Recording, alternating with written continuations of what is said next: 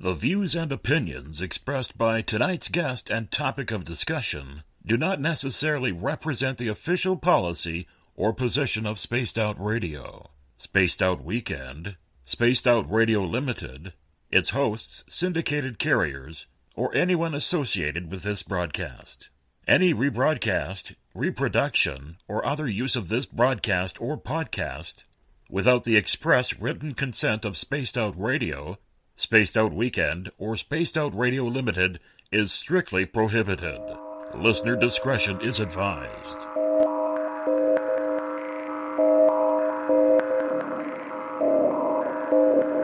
Hi there, this is Dave Scott, and I would like to invite you to listen Monday through Friday right here on Spaced Out Radio. 3 hours a night of the top stories with the top guests, ranging topics from UFOs to ETs, ghosts to Sasquatch, and everything in between. We are live every night, 9 p.m. Pacific, midnight Eastern. So come on in and take a listen at spacedoutradio.com. Spaced Out Radio will take you out of this world.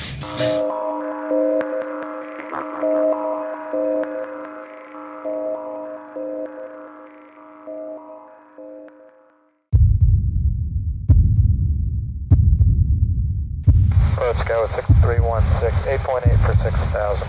Got 6316, North Yelp Road, still maintain 3,000, I'm 1 for the right.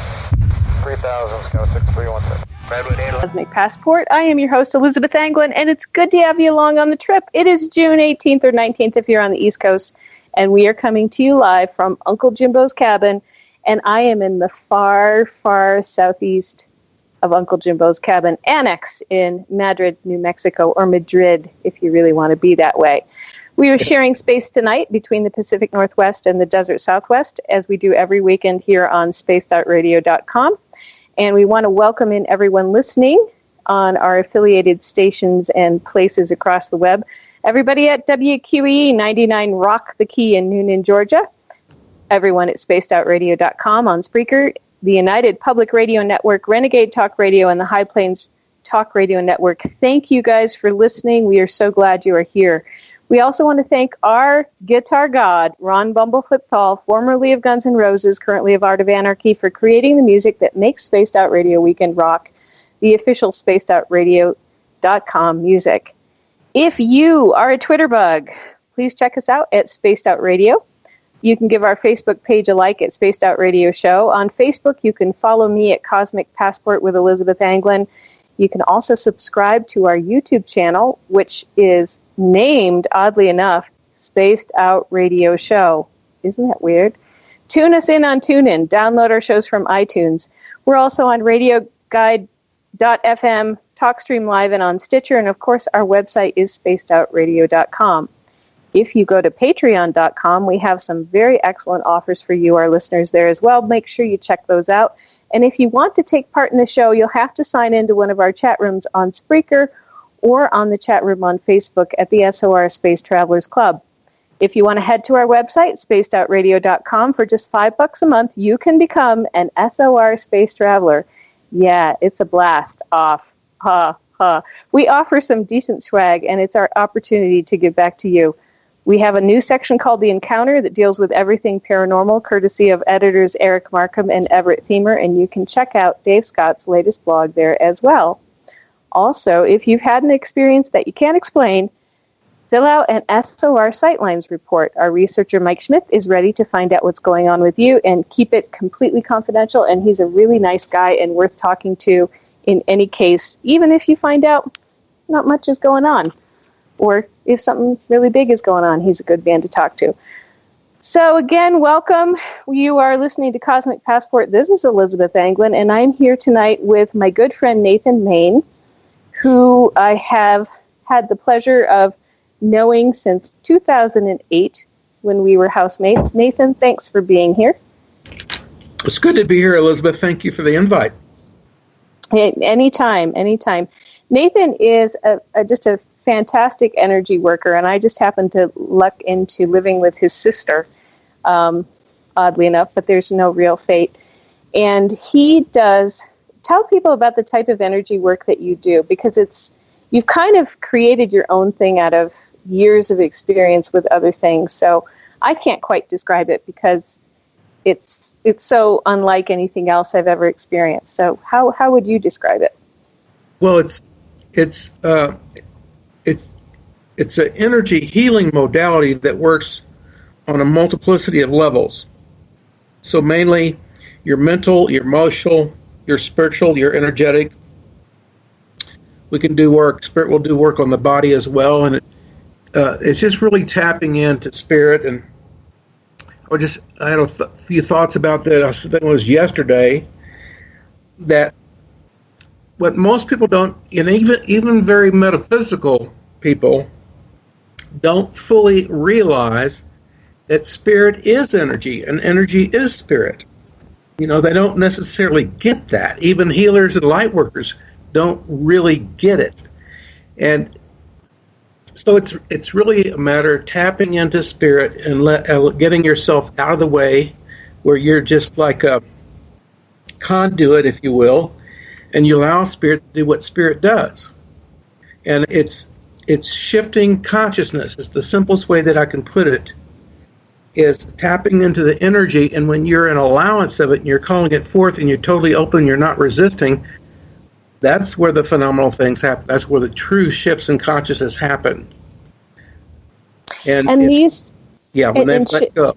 Go ahead. And shifts in consciousness, would you equate those with what people normally call healing? You have a shift in consciousness, and then all of a sudden you move from that could be a healing in itself. Right. Because all of a sudden your reality is different. You might have had a reality of pain or suffering or emotional suffering, and you have a shift in consciousness, and then it's not, you're not in that place anymore. So that could be considered a healing. Oh, absolutely. I mean, healing can occur. Oh, yeah. Let me get back to my point. I started off that on a tangent.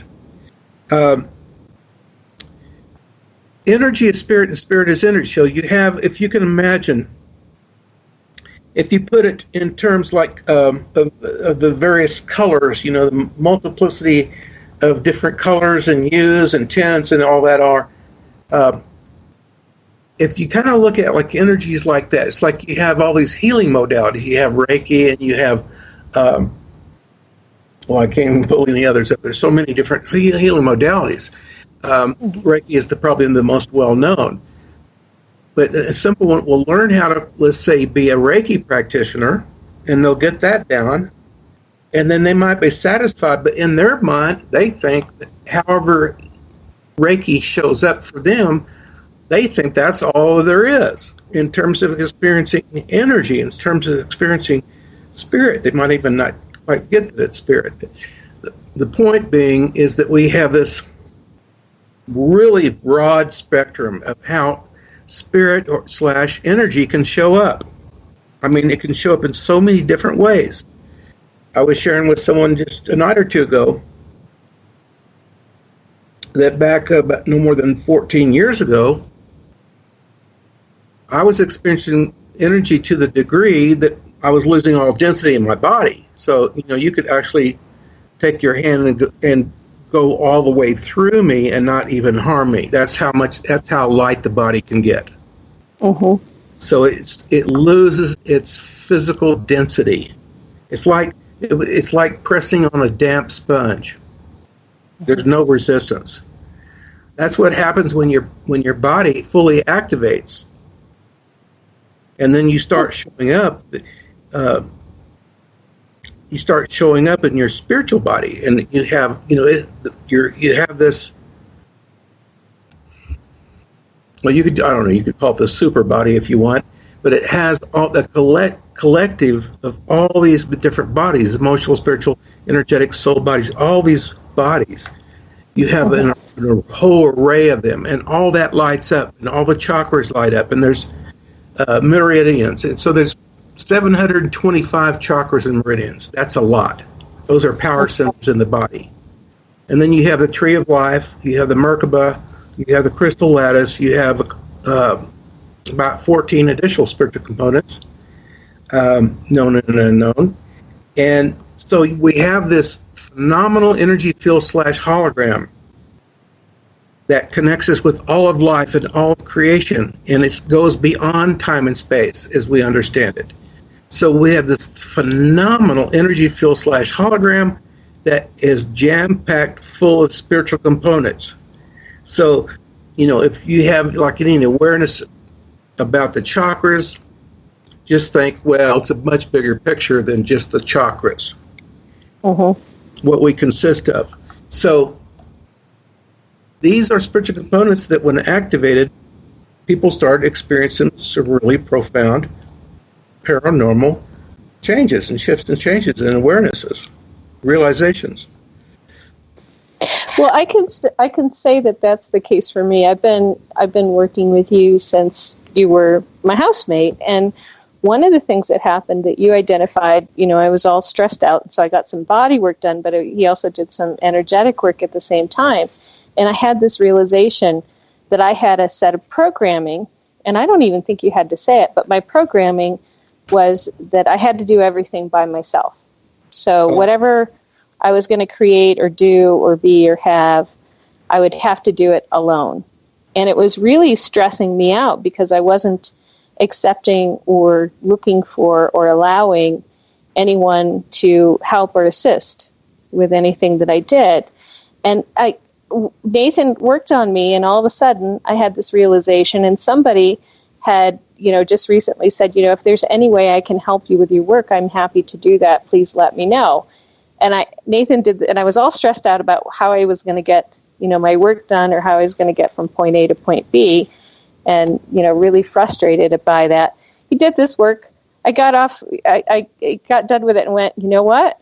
I am disallowing myself any sort of help from anyone.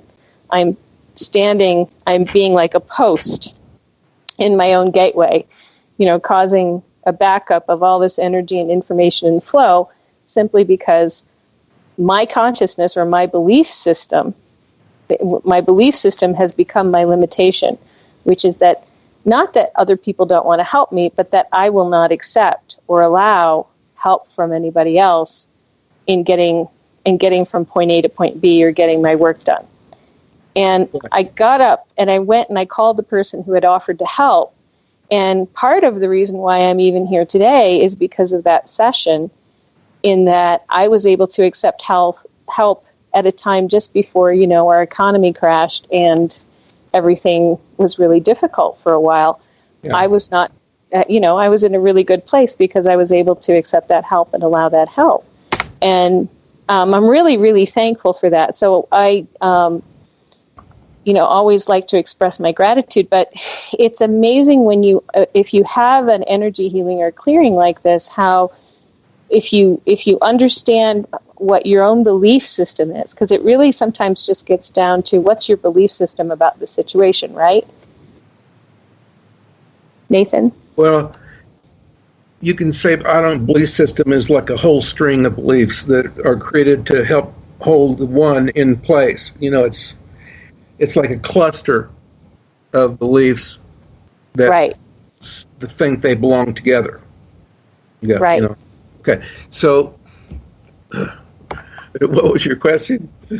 Well, I mean, you're often talking about belief systems. Belief systems, your belief can become a limitation instead of something. If it's not about a virtue or a truth or something else, that belief is often a set of limitations that you impose upon yourself and other people. Well, the way that belief systems work is that someone comes with an idea that they so want to believe in because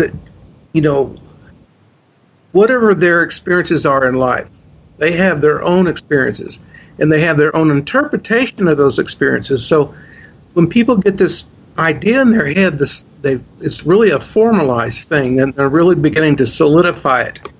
Well, they're looking for people that they can get to resonate with their ideology. If they can get people or convince people to agree with or vibe with their particular ideology, and then the more people that they can recruit, then the stronger that they can justify how they're holding as their truth. When all it is a particular belief that's been built upon and built upon and built upon it and built upon it. And that's really all it is. Now, getting back to talking about how beliefs are formalized, this is what most people really don't understand. They're not, in general, humankind is just not really that conscious. But this is what humans do constantly, all day long, day after day after day, is they make things up, they fabricate things, and want to make them their truth. And it's just something that was fabricated. So either they're creating it or they're buying into something that someone else created. It's some ideology that someone else created. And then people will follow that guy, that creator. Okay. Mm-hmm. So this is generally how humankind operates on a daily basis. They're constantly forming opinions. Constantly forming opinions about everything, as opposed to just being objective and being open and seeing what might develop instead of turning it into some kind of solid idea. So it's opinion making, and it's making things really significant, like blowing things way out of proportion when they don't really deserve that significance. It's that kind of thing. Or they're making assumptions. And, part of the 4 agreements is we do not make assumptions because we don't know. And that's another thing that humans do in their human condition, is constantly make assumptions. Now, the other thing I don't want to leave out is draw conclusions. Every time we draw a conclusion about something, we've cut ourselves out of this infinite realm of possibility. We've cut ourselves away from it. So we no longer have an open mind or an objective mind because we've already drawn a conclusion. And then it becomes a belief. Then, right. The more people you can get to agree with that, then the more substantial you think you are in your particular belief that you created. Because you got more and more people going along with you and agreeing with it. And isn't a lot of this just how the ego functions? The ego is kind of going, well, I'm important because I figured out this. And it's like, well, you mean you jumped to that conclusion. And then you had a lot of other people jump to that conclusion with you. And then, now we've got a riot or whatever, a big hullabaloo that is on and on about nothing that's really important to anybody except you, because as the ego, or your ego as sort of an instigator of drama or an instigator of conflict or an instigator of being made important, or, this is really, really important. Is it really? Is it like breathing or drinking water? You might want to ask that question about anything that comes down the path. How important is it? I've been saying this for years, and that is really all we want to embrace are virtues, principles, and ideals. Everything else is so heavily influenced by the ego. It's just not pure, and it probably never will be. Because the ego gets invested. It really gets invested in what it wants. And it has, this is my understanding that the ego only has 10% consciousness.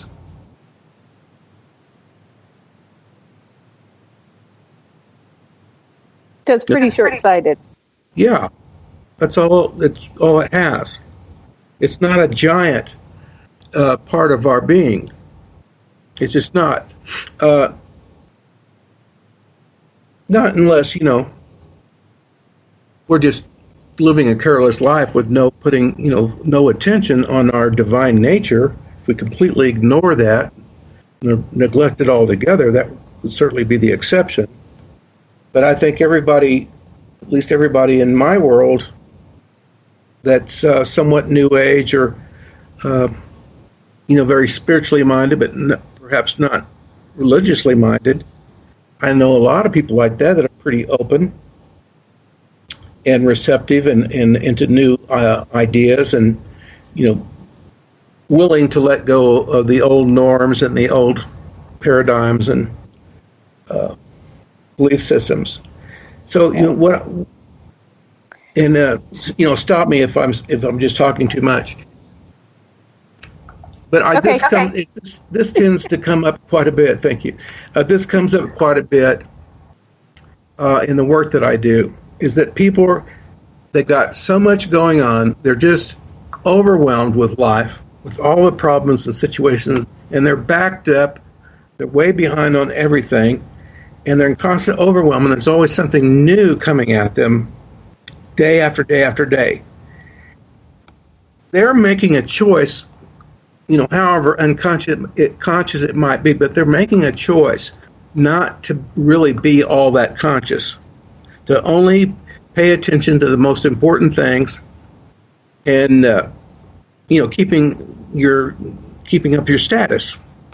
That's all that's really, really important. So that's a lot of where people are coming from on an unconscious level. They're making a choice, if that can make any sense at all. On an unconscious level, they're making a conscious choice. Okay. Not to be fully conscious. Do you have your radio on, by the way? Because I've got feedback. I just wanted to check. No, I don't have anything on.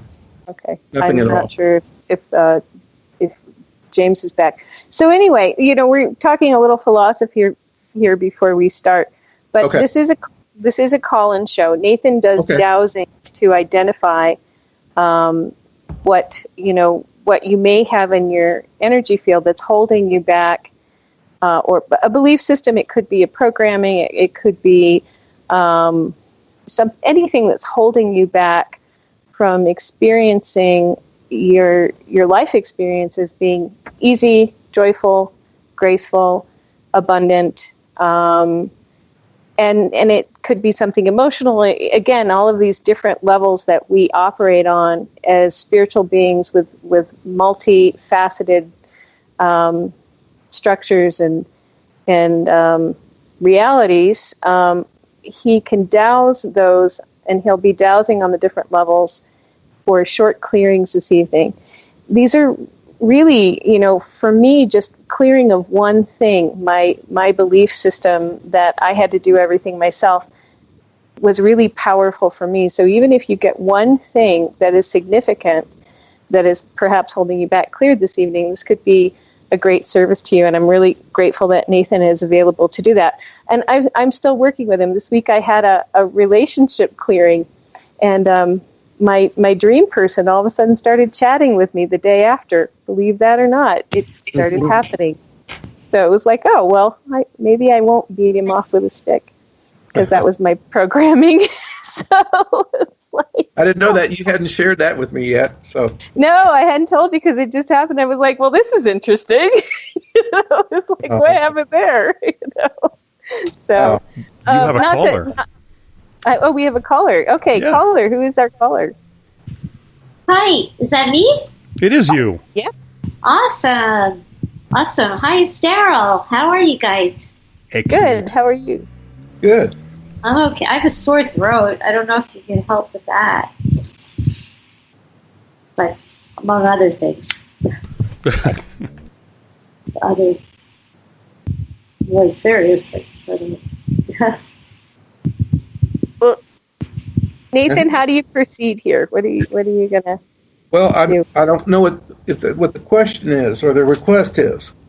Oh, I have to make a request. Mm-hmm. Okay. Can you remove my fear? We could just ask Spirit to apply some energy there, some transformational energy, and see if we can make it just a kind of a switch over, so to speak, energetically. Like do a flip-flop on it and see what happens. Now, it's essential that you're really ready like you're done with it. It's already served its purpose, and you're done with it. If you can be that committed, then you're more likely to actually experience something. It could be absolute transformation. It could be a tremendous healing. Either way, it could be both. Yeah. Well, maybe I should try it something easier. Maybe I should. Can you stop the war and whatever? No, I think I'll build a bridge between. You know that joke, right? No, just kidding.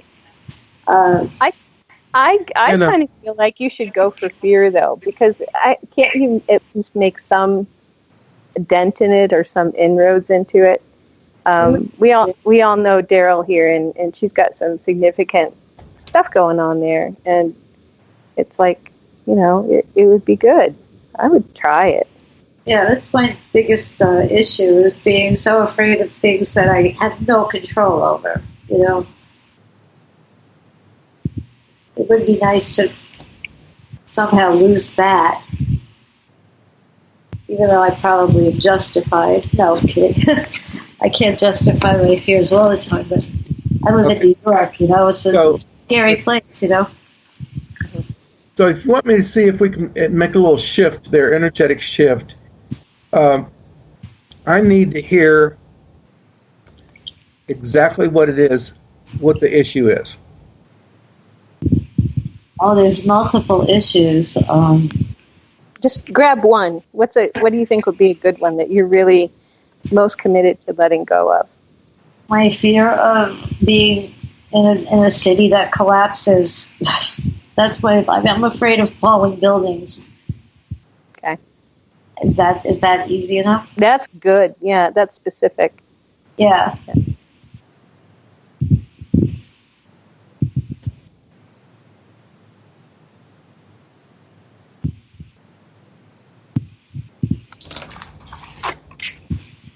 All right, if it's spirit of a conscious divine intelligence, divine presence, inner wholeness. If it's spirit of a conscious divine intelligence, divine presence, inner wholeness. If it's spirit of a conscious divine intelligence, divine presence, inner wholeness. Start to work, please. To the highest level of love. Thank you. And please prep me to work to the highest level of radio love. Thank you.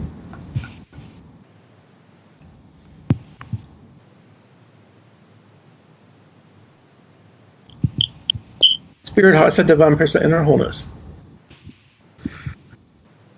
We ask that you look into Daryl's subconscious mind. And you see all those connections.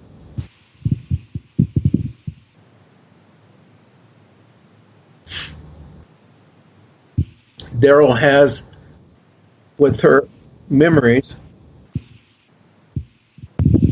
very uncomfortable memories and flashbacks. All that. However, it resides in Daryl's subconscious. We ask that you please clear all the why for, therefores, and how fors, all the reasons, excuses, justifications, why not, cannots, must not, could not, should not, would not, am nots, and their justifications. Please clear all the mental, emotional, spiritual, and energetic blockages, inhibitors, prohibitors, disallowances, and resistances. Please clear all the untruths, falses, and misnomers. All the misconceptions, misperceptions, misrepresentations, and misinterpretations. Please clear all those. And please clear all related limiting conditioning and programming. Please clear all the enmeshments and all the entanglements and all the inextricability.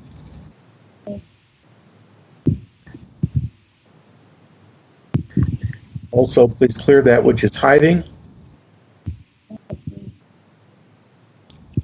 that's in denial, that keeps running away from the issue, never wants to face it head on.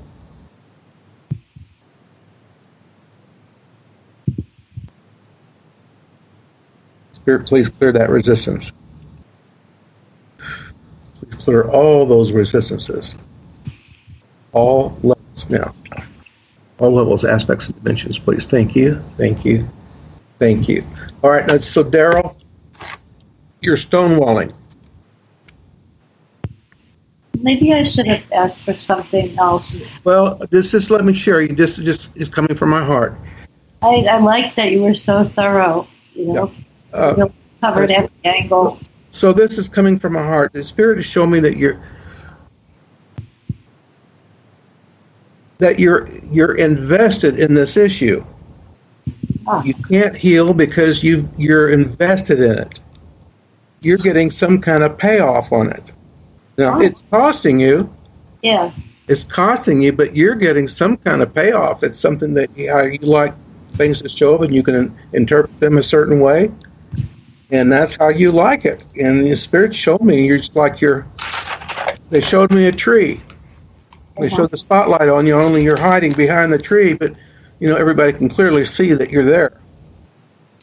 It's like you're not really wanting to look of how you got so much invested in this way of being. It's like you're getting something out of it. It might be, twisted, but you're getting something out of it. Right. So that's you have to be brutally honest with yourself and ask yourself, do I want to make this shift so I'll be done with this and it will be far behind me?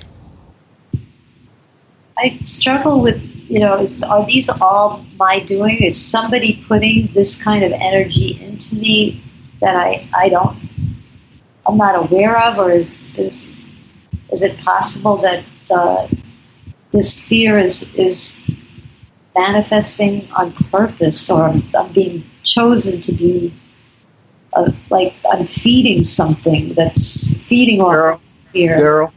I don't know. Daryl? Yeah. You have 4 beings interfering with you. Really? Yes. No kidding. 4. Yes, and they're dark. Yeah.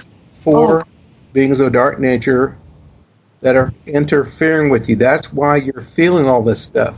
You can't even hold on to a thought. I mean, yeah, you're struggling right now. You can't even pull it together because you don't have all your consciousness working for you. You got 4 dark beings that are messing with you. Please let me just get them out of here. Oh, please, thank you. Your House of Divine Presence and all His highest health spiritual being, we ask that you please cast these 4 beings out and away from Daryl now. Cast them out. Extract them, clear them, heal them, transform them, educate them, uplift them, and escort all 4 beings of dark nature to the most right and perfect place, ensuring that no way may they can ever return. Extract them, clear them, heal them, transform them, educate them, uplift them, and escort all 4 to the most right and perfect place, ensuring that no way may they ever return. Now done. Thank you. Now thank you. Now done. Thank you, Spirit. Ooh. Okay, so you just got relieved of a lot of interference there. Now, let me just make sure you don't have anything else. Does Daryl have any energy attachments? Yes. Cords? Yes. Anything else? No. Cords. How many cords? 1, 2, 3, 4, 5, 6, 7, 8, 9, 8. You've got 8 cords, Daryl. So we could get rid of the beings day after day after day. And with those cords in place, it's just like a bridge for them. They just come right back over. Okay, Spirit, we ask that you please transmute all 8 cords into pure love energy. Please transmute all 8 cords into pure love energy, pure love energy. Now, done. Thank you. Now, done. Thank you. Now, thank you. Now, done. Thank you, Spirit. Mission accomplished. Yes, very good. Okay, so that's done. And probably I shouldn't spend any more time on this. There's a number of things I could look at. But you just got to work with me personally, Daryl.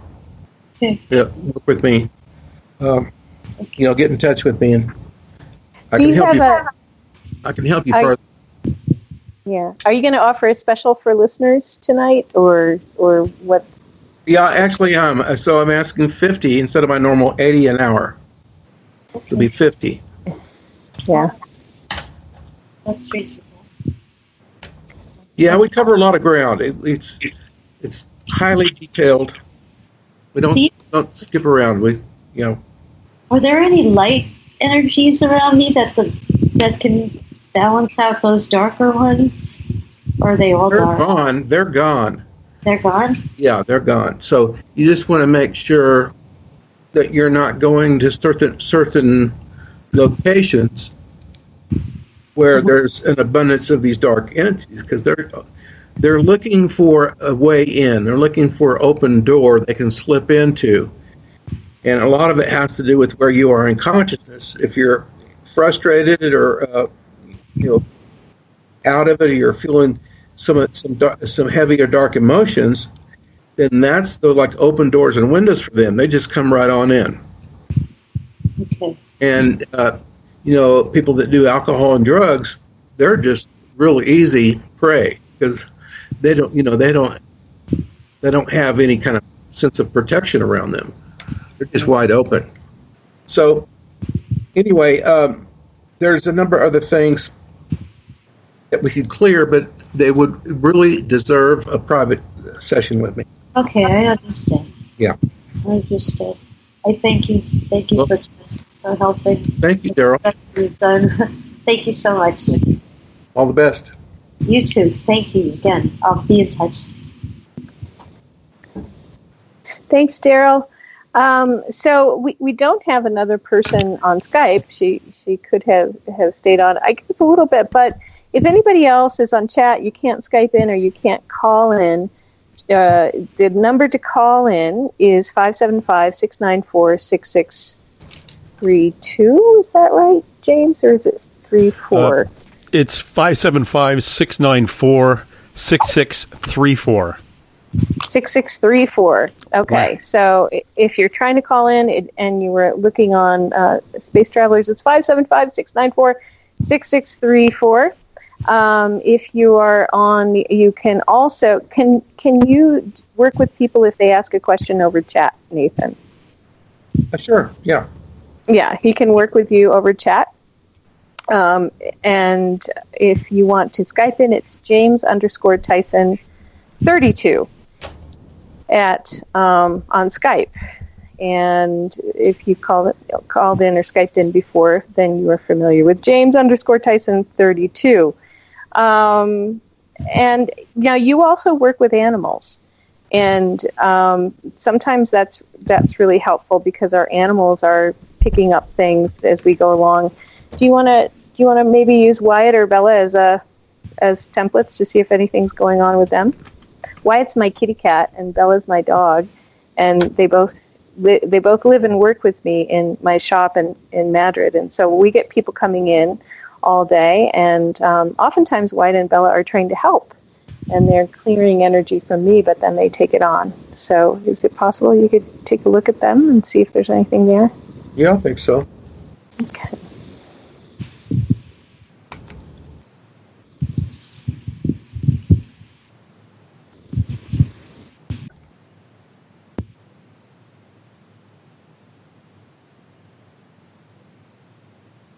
Bella? She's 9. Okay. I was kind of sensing that.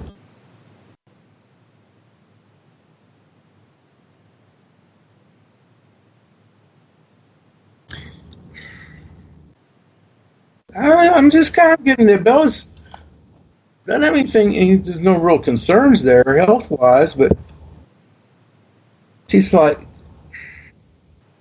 really, looking for some excitement. She's really kind of bored. Yeah, I've been wondering if I should get another cat because she's been missing. And I know I should get more toys. I think it's a matter of playing with her. But she always liked to chase Oreo around, and Oreo was fine with that. That it wasn't. They did it at certain times of day, and they'd chase each other back and forth. That seemed to make, they both stayed lively.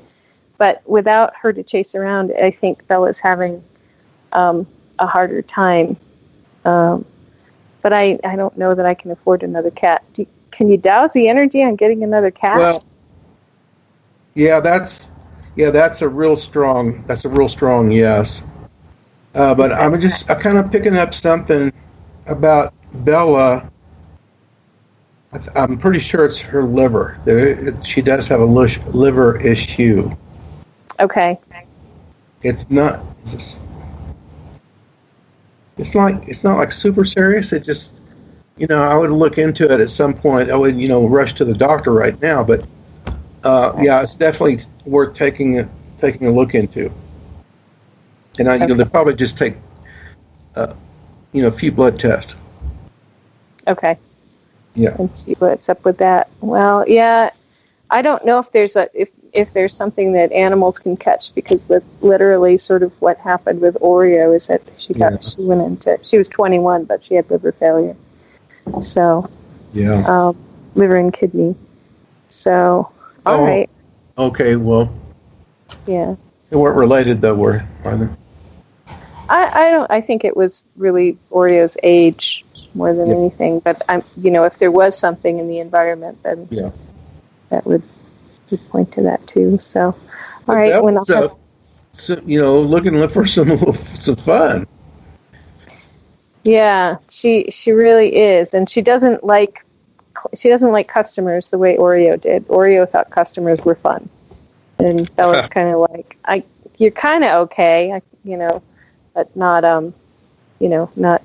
not wonderful. It's like, what are you doing in my space? Yeah. So, but nothing major came in and got attached. Now, if people were wanting to clear their own space, you have something that you do that's a general clear your space. So if you go out, you go to the bar, you go to Walmart, you go out into the world, sometimes you can pick up stuff from other people. And what is it that you do or say in those situations to people? Well, the first thing would be the protection prayer, before you even leave the house. And then if you're going all kinds of different places and stuff, you got to keep doing a cleansing. And a cleansing is after the fact.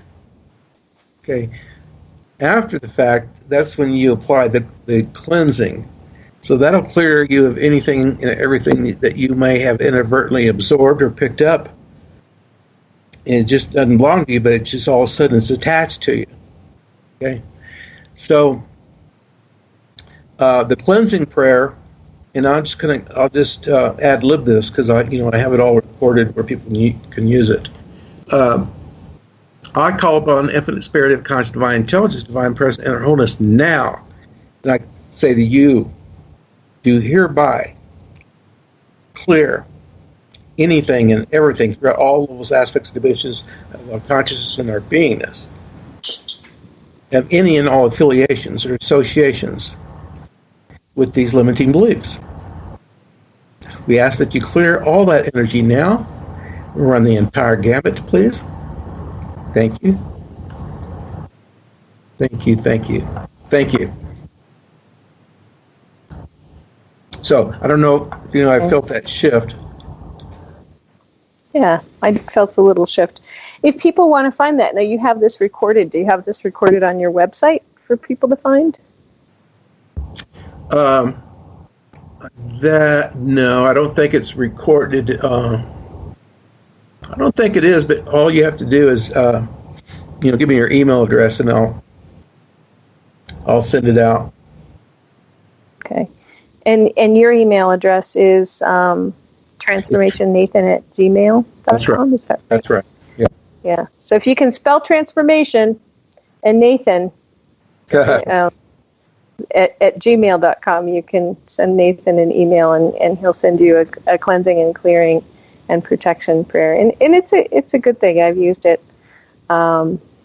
We end up with a lot of spirits running around Madrid, New Mexico, people who've been killed outside the bar, people who've been killed in drug deals, and just the energy. It has been a druggy town, so there's a lot going on in that. So that is really, really great. Some of the things that you do in addition to clearing is you also have a circle of an abundance circle that you do Abraham Hicks vortex work, but you do it in your own sort of way. And do you want to tell folks about that? Well, yes, we have Being in the Vortex Spiritually online circles. We have 4 of them. Monday, Tuesday, and Wednesdays are 6:30 Mountain Standard Time, and they run for about 90 minutes. The Saturday one we have is late afternoon, early evening, and that's just an hour long. And some people, that's all the time that they have, and they take full advantage of it. So that's available. You just got to go to my website, transformationnathan.com, and you can, get all the details there. Yeah, and I've done that for a while, and the thing that I found that it does for me is it sort of smooths the pathway forward for me. I have a lot of blessings and miracles and things that happen that, it's like you break down at the right place in the right time to get exactly what you need. That tends to happen. It tends to have started happening after doing this work. So rather than a situation being one of frustration, it's like, the breakdown of my vehicle leads to the adequate fixing of my vehicle and me meeting a new mechanic who will actually drive to wherever you are. So I have this added layer of protection. And, so even the bad things that happen can turn into more positive situations than you would have expected and very quickly. And it's just, it is a lot about raising your vibration to accepting and allowing and being grateful for the positive things that are available in the world versus complaining and bitterly decrying the bad things that happen. It's finding like the silver lining can actually be like the silver cloud with a little bit of a gray lining. That's what the vortex work seems to produce in my life. It's like, oh, it's a silver cloud. It's not a silver lining. It's a silver cloud.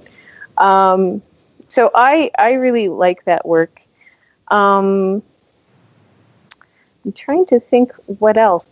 So if there was anything you wanted people to know that they could do on their own going forward, what would it be?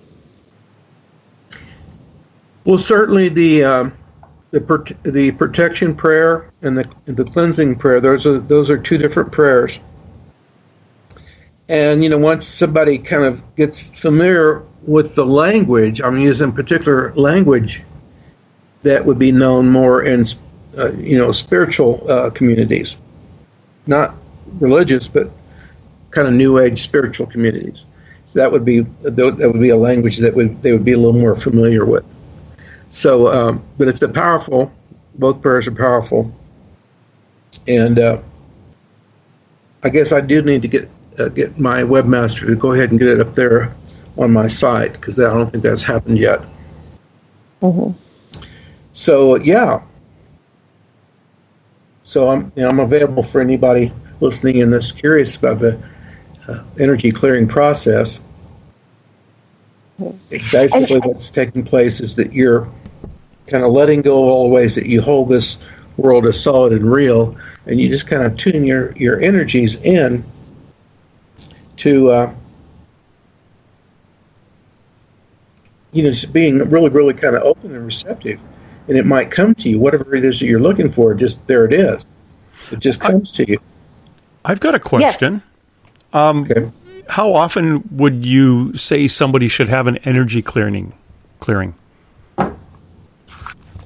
Well, if they're working around an awful lot of people, I would say probably a good idea to do it like every 3 months, and then just have a relationship where you can just pick up the phone and call me anytime that you feel like something's got to be cleared and got to be cleared now, because that kind of work really doesn't take very long at all.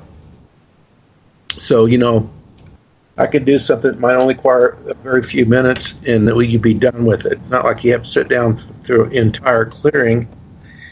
So I have clients that, they get the regular thorough clearings often enough, but they're all kind of spaced out, and then she can stay in touch with me on a daily basis or weekly basis. So I have clients that I'm just on call with them. I'm just on call, and they can call me anytime, and I charge them for my time. Yeah, because as all the years I spent as a policeman and dealing with various levels of energy. A lot of people may think that you're only dealing with bad guys all day, but very, very seldom you deal with the bad guys. You're always dealing with victims. That is your number one client. And, their energies are really low. Like you've got them at a very low point in their life or they wouldn't be calling you. That's right. So it's not the hang on, I've got a higher vibe, therefore I'm going to have an attachment. I was dumping my energy into other people. And I think that would lower it enough where anything that was following me around was not healthy, because it was taking me at a time when my energy was low. So that would have been a good thing to know back then. There's also an energy of victimization. I had a client today who has, I had this great, karate teacher father who really both taught how to stand in your power and how to put your vibe out that, if you're going to screw with me, you're going to regret it, but also how to be aware of what was going on and how not to project victim out into the world. And I had this client today who had been attacked and was also projecting through her energy field victim. And I think at some point in order to, there could be for victims, especially of crime, a way of clearing out that victim energy, whether it's from a past life, whether it's from something that's happened, whether it's just from an ingrained mental state that you're putting in your energy field. I am a victim. You can successfully attack me, and rather than somebody who's been trained to put out, really, you think that's going to work for you, and have that be successful. I've never once been attacked, and I think a lot of it is because I stand around and I'm really putting out, really, but it's like you really need to clear the victim first in order to replace it with the empowerment. Is that possible to do with the work that you do, Nathan? Well, yeah, there might be a victim. They might have a victimizer program running, and a lot of people do. You'd be surprised. A lot of people do have those. And when you're ever around someone that's just always got some drama going on, I'm like, everything's a big drama. And it's not just one issue, it's that and another issue and another issue. That's a pretty good indicator, right there, to who you're dealing with. Okay. They're getting something. Yeah, there are people that get something out of being the victim, and then they can get somebody else to be the victimizer for them, have the hero step in and by proxy be their victimizer. Yeah, and if you had someone there, that could be the subject, we could see whatever there is to clear. Right. So, well, Nathan, thank you very much. This has been a fascinating conversation. Could you let people know how to get in touch with you and tell them what your special is for listeners, Spaced Out Radio Cosmic Passport listeners this week? All right. Well, it's transformationnathan.com, and my email is transformationnathan@gmail.com. And I'm not going to give my phone number out on the but you can reach me. The email is probably the easiest way to reach me, through the email. Okay, great. And they can find, whatever they want, just go to my website. Okay. And his special for listeners to tonight's show? It's $30 off. Yeah. So, and it's a really great value. I would definitely take him up on it. Just say that you listen to Cosmic Passport and Spaced Out Radio, and give him a call. And thanks so much for everybody for listening. This is Elizabeth Anglin. If you need to talk to me, check out elizabethanglin.com. I'll be back next Saturday with more unusual stuff to talk about. Thanks, everybody, for listening. I love you all. Take care. Elizabeth.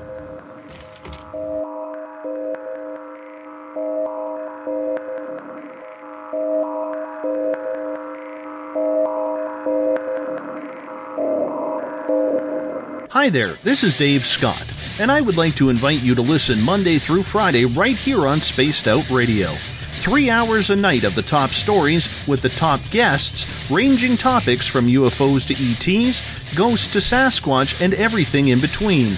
We are live every night, 9 p.m. Pacific, midnight Eastern. So come on in and take a listen at spacedoutradio.com. Spaced Out Radio will take you out of this world. Hi there, this is your psychic medium Joanna, and I would love it if you would join us every other Sunday on Spaced Out Weekend. With host James Tyson, we'll bring you personal psychic messages on two mediums and a large. Questions about love, life, career changes. We would love it if you would come and join us live. Call in and listen in for the experience. Allow us to open the doors to your other side. Two mediums and a large, heard only on Spaced Out Weekend at spacedoutradio.com. Looking for news beyond the mainstream news? Head to spacedoutradio.com and check out the SOR Spacewire. This is Spaced Out Radio's Eric Markham, News Director for the SOR Spacewire. Daily, I will bring you intriguing stories and outlandish reports from what's going on around the world. UFO sightings, paranormal activity, conspiracies, alternative health, and so much more. And if you have news, email me at news@spacedoutradio.com. It's paranormal news at its finest. Welcome to The Encounter. At spacedoutradio.com, The Encounter online is SOR's trusted news source for everything weird and strange going on around the world. This is news editor Eric Markham. Our team of journalists are scouring the planet for those strange stories that rarely make the mainstream. No fear-mongering or fake news here. Head over to spacedoutradio.com and encounter The Encounter. Attention Spaced Out Radio listeners, for only $5 a month you can join Spaced Out Radio Space Travelers. Your membership at spacedoutradio.com will give you access to private fan area on the website, get you a monthly newsletter, draws for monthly swag, and a whole lot more. Sign up today to become a part of the Spaced Out Radio experience. The third Monday of every month, Spaced Out Radio is going to bring you a different look at everything paranormal. Welcome to The Reporters. Jim Mallard, Vanessa Hogel, Denise Garcia, and Christina George join me, Dave Scott, for a look at the weird and strange from the other side of the microphone. We'll break down ghosts, UFOs, cryptids, and the people investigating them. The paranormal media has never been heard like this. Come listen to The Reporters. For over 40 years, the Purple Energy Plates have been delivering amazing results for their many customers. Inspired by the great genius Nikola Tesla, the harmony, healing, and energetic effects of the plates have proven over and over to be beneficial and often miraculous to thousands of customers. With their money-back guarantee and the many benefits, how can you afford not to get one? Check their site for daily specials and choose from their many energy products. You won't be sorry. Visit them today at purpleplates.com for mind, body, and spirit, and expect a miracle. Patrolling the Pacific Northwest, we are always on the lookout for the strange and unassuming stories that real people are experiencing. Hi, I'm Vincent Zunza from Pacific. And how old is outradio.com.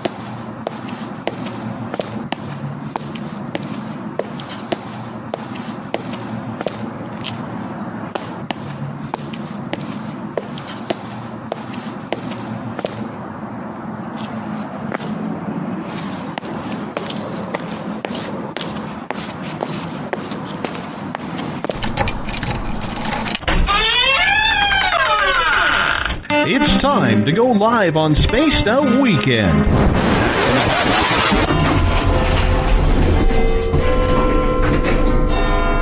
13, please. Oh, hi, Kevin. Oh, is that the time?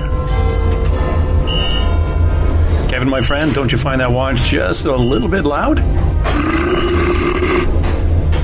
Well, I certainly hope our buddy Bumblefoot is playing when we get there.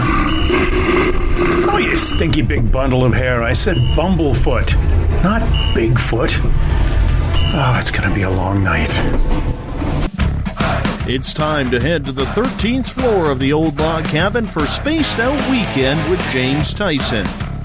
You can tweet James at James Tyson SOR. You can find him on Instagram, Spaced Out.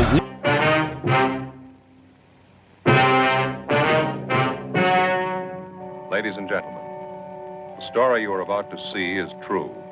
The names have been changed to protect the innocent.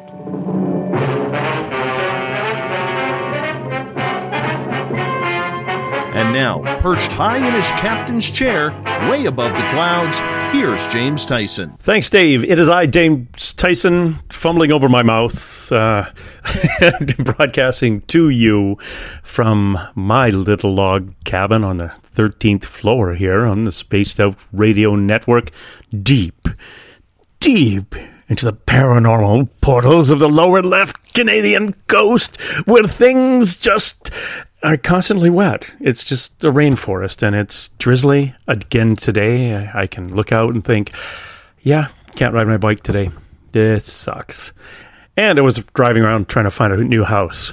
That was another thing. It was kind of suckage, but a lot of fun. I want to thank Nathan Main for coming on earlier with in the first hour with Elizabeth. And again, if you want to get a hold of him, yeah, definitely do that. Look up Nathan Main and get yourself energy cleared. We're going to see what happened to Daryl. Daryl is a listener who phones in all the time. See if her 3 little attachment dark energies have cleared away. And we're going to get Daryl to buy some lotto tickets and maybe split them with everybody. That would be nice. That would be really, really nice. I want to thank everybody for dropping by.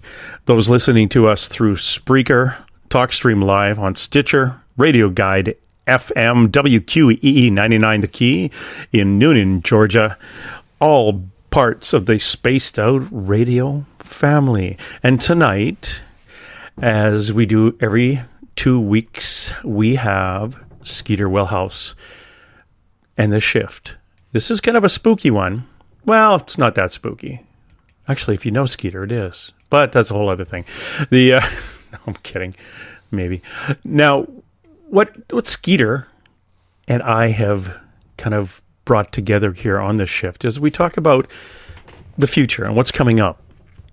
It airs, like I say, twice monthly and addresses questions more of the unknown, as well as a look into what the future has in store for us. And that in itself is a little bit odd. So what's going to happen in the next 3 to 5 years, maybe 10 to 40 years? Well, we're going to find out from Skeeter because she can tap into that. She is a full-time spirit medium and has been into the paranormal since she saw her first ghost at about the age of 2. It was a dark-haired nurse in an early 50s era uniform. Since then, Skeeter has experienced many more ghosts and has practiced various forms of divination, including pendulums, cards, palms, all in order to communicate with them much, much better. We were just talking off air. Did you know that Skeeter has actually died 5 times? That's right. She has died and come back 5 times. Now, each of those times she comes back, she gets a little further tuned in. I wonder if you're like Marianne Morgan, my friend who comes on every so often. She's died 7 times, and every time she comes back, it's like she dies, she gets a download or tuned in, and then off she goes again. She comes back, and she's kind of an edge or 2 up from where she left off. She's a little more in tuned with those on the other side, whether it's an extraterrestrial, a spirit guide, or your old Uncle Fred, who just didn't want to go because he still had business to take care of.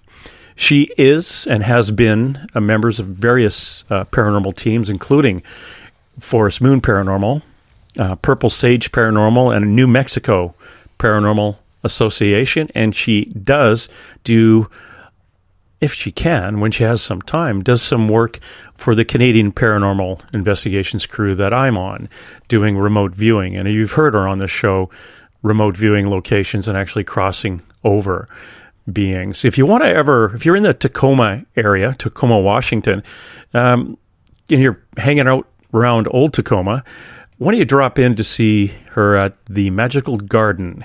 That's Suite 2 at 1130 Commercial Street in Tacoma. She has hung up her shingle there and her broom on the wall, and she will do readings and various other incantations. She has a good supply of Eye of Newt and things like that there. Skeeter, welcome. Yeah. Hello. Hello. How are you tonight, James?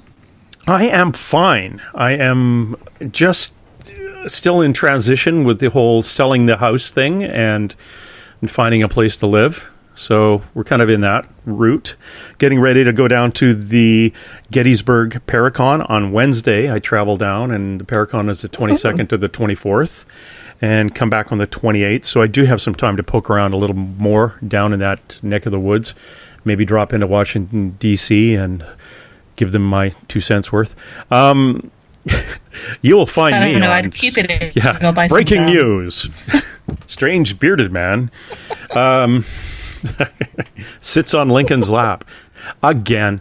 Yeah, it should be a lot of fun, and I'm really looking forward to being around the old battlefields. It's going to be, hot, muggy, and a bit drizzly, but at least it's not the cold drizzle that I'm getting here in the Pacific Northwest. So yeah, it'd be nice if I could throw my motorcycle on a truck and had it sent down there and something to cruise around on. But it should be fun. Should be a lot of fun. Skeeter, old buddy, old pal, last week, tell me what you were up to. You were on a course and getting your brain filled with things, weren't you? I just finished the last qualifying course to become a full-time professional legal Jin Shin Jutsu practitioner. Hey, for anyone. So, yes. You had me do that to you at the one where I helped you with the one? Oh, I see, yeah. With my sciatica. Yes. Oh, here's one for you. Last Monday night, about 11:30, I meditated. I put my hands up, like you told me, palms in the air, and I was thinking of trying to connect to you. I got through my guide, Annabella, to somehow connect with your guides. And I said, the only way I'm going to know is if I can feel something in my hands. I totally ignored what my hands were doing, and then I felt like I was holding bowls again. And then I asked Annabella to get you to help me with my sciatic nerve and my lower back. Explain some of the dreams I've had. That was Monday. And I meditated a little bit more, and my back pain was gone for about 3 or 4 days. Oh, how But I wasn't going to tell you about it. I'm so proud of you. Yeah, but that was me plugging into you without you knowing while you were sleeping. Okay, that's just rude. That's okay. I just came out completely sideways. That's okay. Once the peace bond is lifted, I'll be able to talk to her again. One of the things I wanted to so you're some jujitsu thing going on now, right? Explain to my listener what that is. No, it finished Friday night. What? It is. It's an art of self-regulating your ki, your energy, and nurturing it. I'm losing you. All I'm getting is and. Stop. You stop talking. Don't make me pull this car over. And so that you're... Okay. We have lost Skeeter. But I am calling her back now. That was a little odd. And being that we lost her and she wasn't listening to me, Skeeter, are you there? I think so. Can you hear me? Yeah, you broke up to the point where we heard the word "and" over and over again. So could you start again with the description of this thing? Jinshin Jutsu is a art of holistic healing out of Japan. It comes from the same roots as Japanese acupuncture and reggae. It's kind of like acupuncture and Reiki had a really awesome baby, and they called it Jinshinju. And Skeeter, can you hear me? Points on the body. Skeeter. I can. Can you hear me? Not that well. Would you Can do you me a hear me? favor? Could you do me a favor and call me back? Yeah. Okay. That would be wonderful. And while we're waiting for young Skeeter to call me back, this just in. Danger, Will Robinson. Danger. Okay, maybe that's not too exciting. But it's just weird Skype-ish stuff going on tonight. Before their first chunk of time. Oh, Skeeter, you there? Yeah, can you hear me? Oh, you sounded like you're right beside me. That's way better. Oh, good. Oh, good. Well, so, I had to take So this is the out from between me and you so we could hear each other. Okay, now you're breaking up again. Smarten up. Do you have a new microphone? No, I'm not doing anything new or different. Okay. You must have your moon in the wrong house or something. And if you tell me it's friggin' what's its name in the friggin' whatever, Mars and Jupiter and Mercury in retrograde. No. So anyway, you got this stuff. You're a schmancy dancy healer now, and yep. And for the listener, she being Skeeter actually healed my back, my very sore back, for over a week, doing it literally over the phone, doing a healing thing. And I don't care if you say, oh, that's psychosomatic. Who cares? Seriously? Seriously? Psychosomatic? Don't care. Absolutely don't care. It worked. So you can believe it or you don't have to believe it, but back didn't hurt. And is my back sore? Legitimately sore? Yeah, I got a pickup truck in the back end of my police car to the point that I was knocked out. So yeah, I have lower back injury and it hurts daily. But, Skeeter did her thing and it no longer hurts daily. So it's working. Now you've got that extra schmass of healing power. That's going to be pretty good. Yeah, and you haven't physically been around me since I had the concussion, so next time we meet up physically, it's going to be really awesome. The concussion. You died. It's like... Yeah. My friend Madeline, she has a concussion right now and whiplash. Should have got her to phone in. You could heal her. Yeah, it's that's amazing that you actually died. Now, we were talking off air that you died 5 times. Yeah, we sat down and we were kind of joking. We started adding up all the times, and I'm like, there was this time I remember leaving my body, and I know this time I did flatline, and I remember this time it was documented that I flatlined, and there's this other time, and we counted up, and it was 5 times, and I'm like, whoa.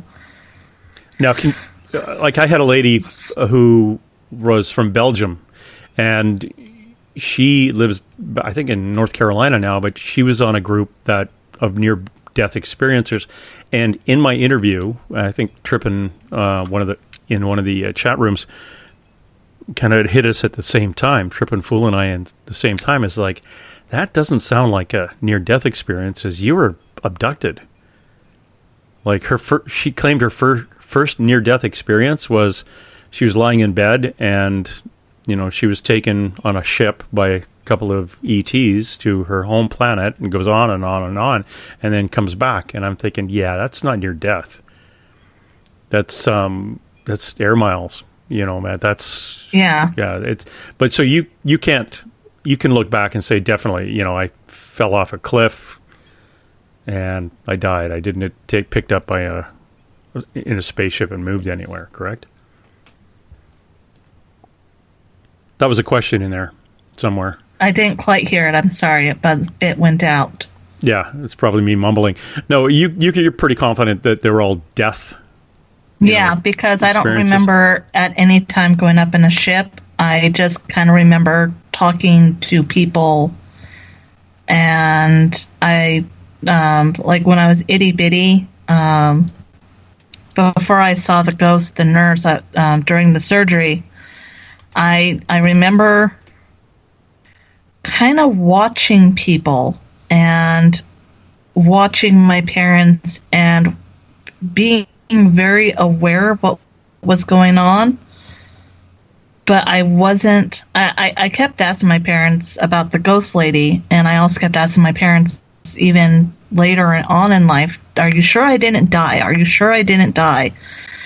And they kept going, no. And my mom kept assuring me that there were no complications. And I finally, my doctor, the doctor who had done the surgery, I saw him just before he was about to retire completely. I absolutely adored him. And I took advantage of the meeting to ask him, I know it's been a long time and you may not remember my surgery. And he goes, oh, I can never forget that surgery. And I'm like, really? What happened? And he's like, well, you died. Didn't your parents tell you? And I'm like, no. Did you tell them? Does that come up in conversations very often? Oh, pass the beans. Oh, by the way, you died? Yeah, for me it seems to happen quite a bit. But yeah, no, for him it was kind of like, oh yeah, no, that was it was a unique surgery. We got the cancer cells that should have been everywhere. They were all contained, and it was perfect. And we've never been able to explain it. And yeah, you died, and it wasn't too long. I mean, it was just for just a tiny bit. I mean, not even long enough to get excited about. But yeah, it was really interesting. And I'm like, okay. Huh. That is damn interesting. And every time you've kind of come back from that, you've been, your frequency's been tuned up, or yeah, it's like I've got a little bit more to me. There's like I go over and I get more tools. Mm-hmm. And you get this instructions time I came with back them? with a lot of tools. No, not always. I wish. Well, that just sucks. This time it's been kind of like I've met people, and all of a sudden I hear this voice going, ask them for their palms. Okay. Now put your palms over their palms. Okay. Now do that thing you do and pull up. And I'm like, well, I said I wasn't going to do that again. They're like, just do it. And next thing I know, there's this amazing energy transfer, and I can actually go from palm to palm. I can tune into their frequency now and figure out where a lot of negative energy is and pull it from their bodies and then replace it with love and healing. Interesting.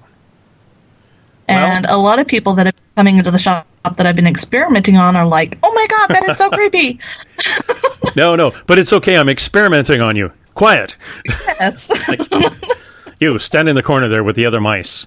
Yeah, that sounds good. So, yeah, like I was saying, anybody who happens to be down in the Tacoma area, drop in and be experimented on with Eye of Newt and sharp, pointy things. What are you doing experimenting on people? It's not experimenting. It's sharing something that I've learned. And it's amazing the results that I'm getting, because people are coming back saying really neat things about what's happened since I've done that for them. Yes. Very good, Dr. Mengele. No, it wasn't. I love you, I Dave. wasn't experimenting. I learned these new things. I'm trying them out. Okay. Exactly. I'm not charging them for them. I'm not charging for this, and just put your next of kin down on that. What's no longer covered under the new medical package coming from Washington. On the shift tonight, I am putting to you, listener, and to come up with some what-ifs. We've been talking about the future, what's going to be happening in the future, what is going to happen as a result of us treating our little blue planet poorly, what is going to happen to our family, our neighborhood, our city, state, province, and on and on. So what could be afoot so to speak. One of the things I want to talk to you about, Skeeter, is something that Daryl brought up in the first hour here. It's about some earthquakes that happened in just outside of or the west side of Yellowstone in Montana. In the last couple of days, they've had I think the biggest one was about a 3 magnitude. Actually, it was another 3 magnitude at 10 kilometers depth about 2 hours ago. There was another 3 magnitude at the 8 kilometer point 2 days ago, and a whole bunch of 1.7s, 2.2s, 1.8, 2.7s. What do you see, if anything, that is afoot in that area? Because some of these earthquakes, I believe, someone had mentioned, and I don't know what the science behind it is, but they could be actually connected as far away as from Montana to the California coast. Well, if you look at it, there's a lot going on there. I mean, you've got the underground geothermal. You've got the volcanic. There's a lot of activity picking up around the world, not just here, but everywhere. Mm-hmm. And that has to go back to what we were talking about. I don't think it was the last show, but the show before that, where nature is kind of waking up and starting to shake herself of us. I mean, we've done so much. It's only inevitable that nature itself would start reacting. I mean, you can only put so many holes in a balloon before it pops. Yeah, it's interesting. Like if you're gonna do something like in the west side of Yellowstone National Park, it really isn't that populated. It's not a high densified area. A high densified area where they teach good English.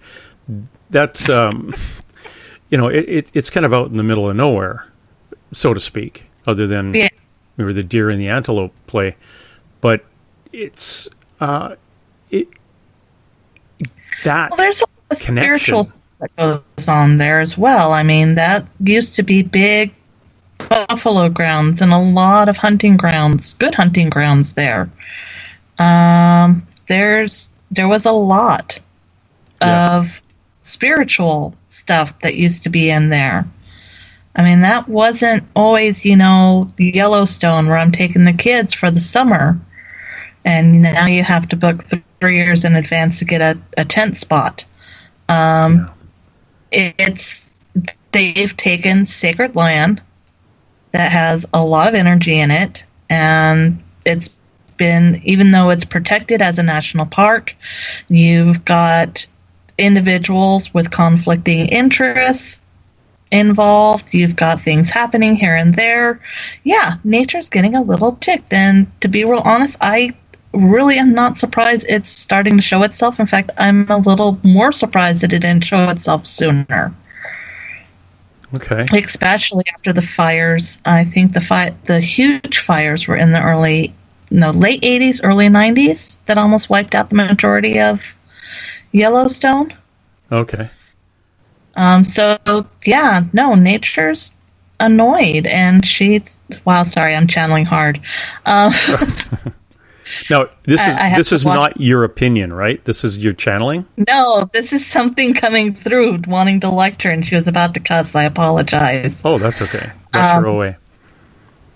But, whoa, sorry. I am here listening to whoever she is doing this, who you're channeling for. Do you have a name for the person you're channeling for?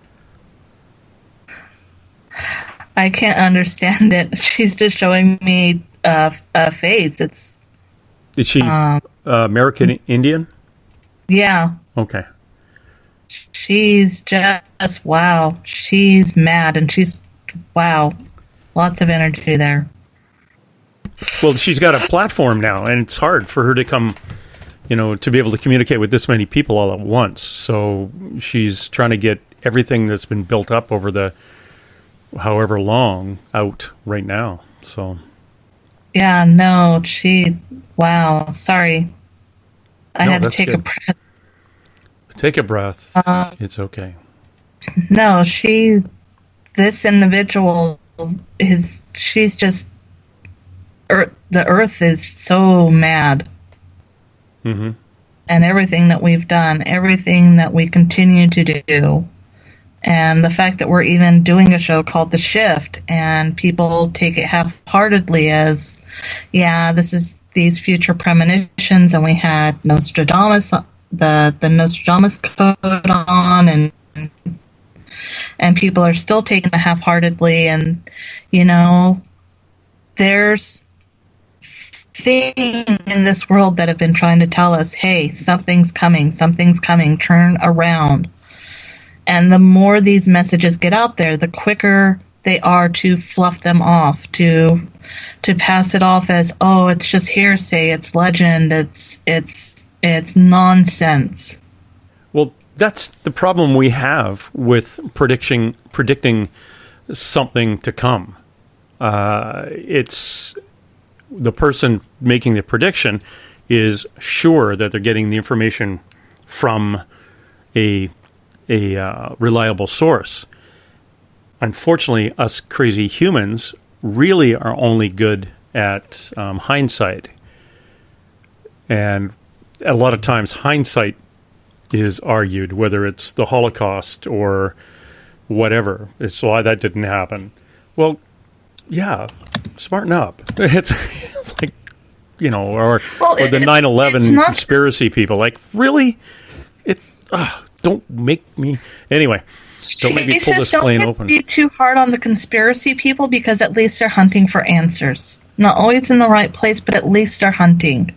Yeah, they're holding somebody accountable. Yeah. May not be the right people, but they're holding somebody accountable. They'll get it right 1 out of 10 times, maybe 1 out of 20 or 1,000, but all you need is that one. Ask her if it's going to be okay for me to ride my motorcycle from Helena to Billings, Montana this summer. I'll try not to. She says you're crazy, but you should be fine. Okay, I am crazy. That is a given, basically. But yeah, good. She likes you because you try to work on their behalf. You've always been more gentle with her people than most others would. Oh, well, that's nice of her to say that. Her people are just people like my people. Earth's people. Earth's people, yeah. They're connected and pretty darn cool bunch of people, actually, and have really good food. But that's a whole other issue. I'm food driven. I'm only liking her people because of food. And I met a couple that were really cute too. And so were their wives. I'm kidding. I'm starting to sound like Dave. It's the earthquakes themselves and the activity is she saying that is just a show of strength? It's a show of strength, and it's a warning. A warning. Is there going to be any more of those that are closer to highly inhabited areas where it's not... Not yet. Okay. I was wondering if there's going to be a distance shakeup that no one's going to pay attention to because it's in a park, or it's going to be downtown LA or something. She's telling me that the people who are already studying the Earth in those areas, the geologists, she calls them Earth Watchers, they already know that these are going to... she's showing me what happens when you drop a rock in a pond. Not only do you get the ripples, but you get the little drips that come up and they scatter. So it's kind of like you have this, and then you have little ones that go out further, and then you'll toss another, and you'll have more. And it's almost like you're going to be following a trail of these spread out as these forces within the Earth get a little stronger and a little stronger. It's not quite the shot across the bow yet, it's kind of like more of the cannon sound without the cannonball. Oh, that okay. warning of force.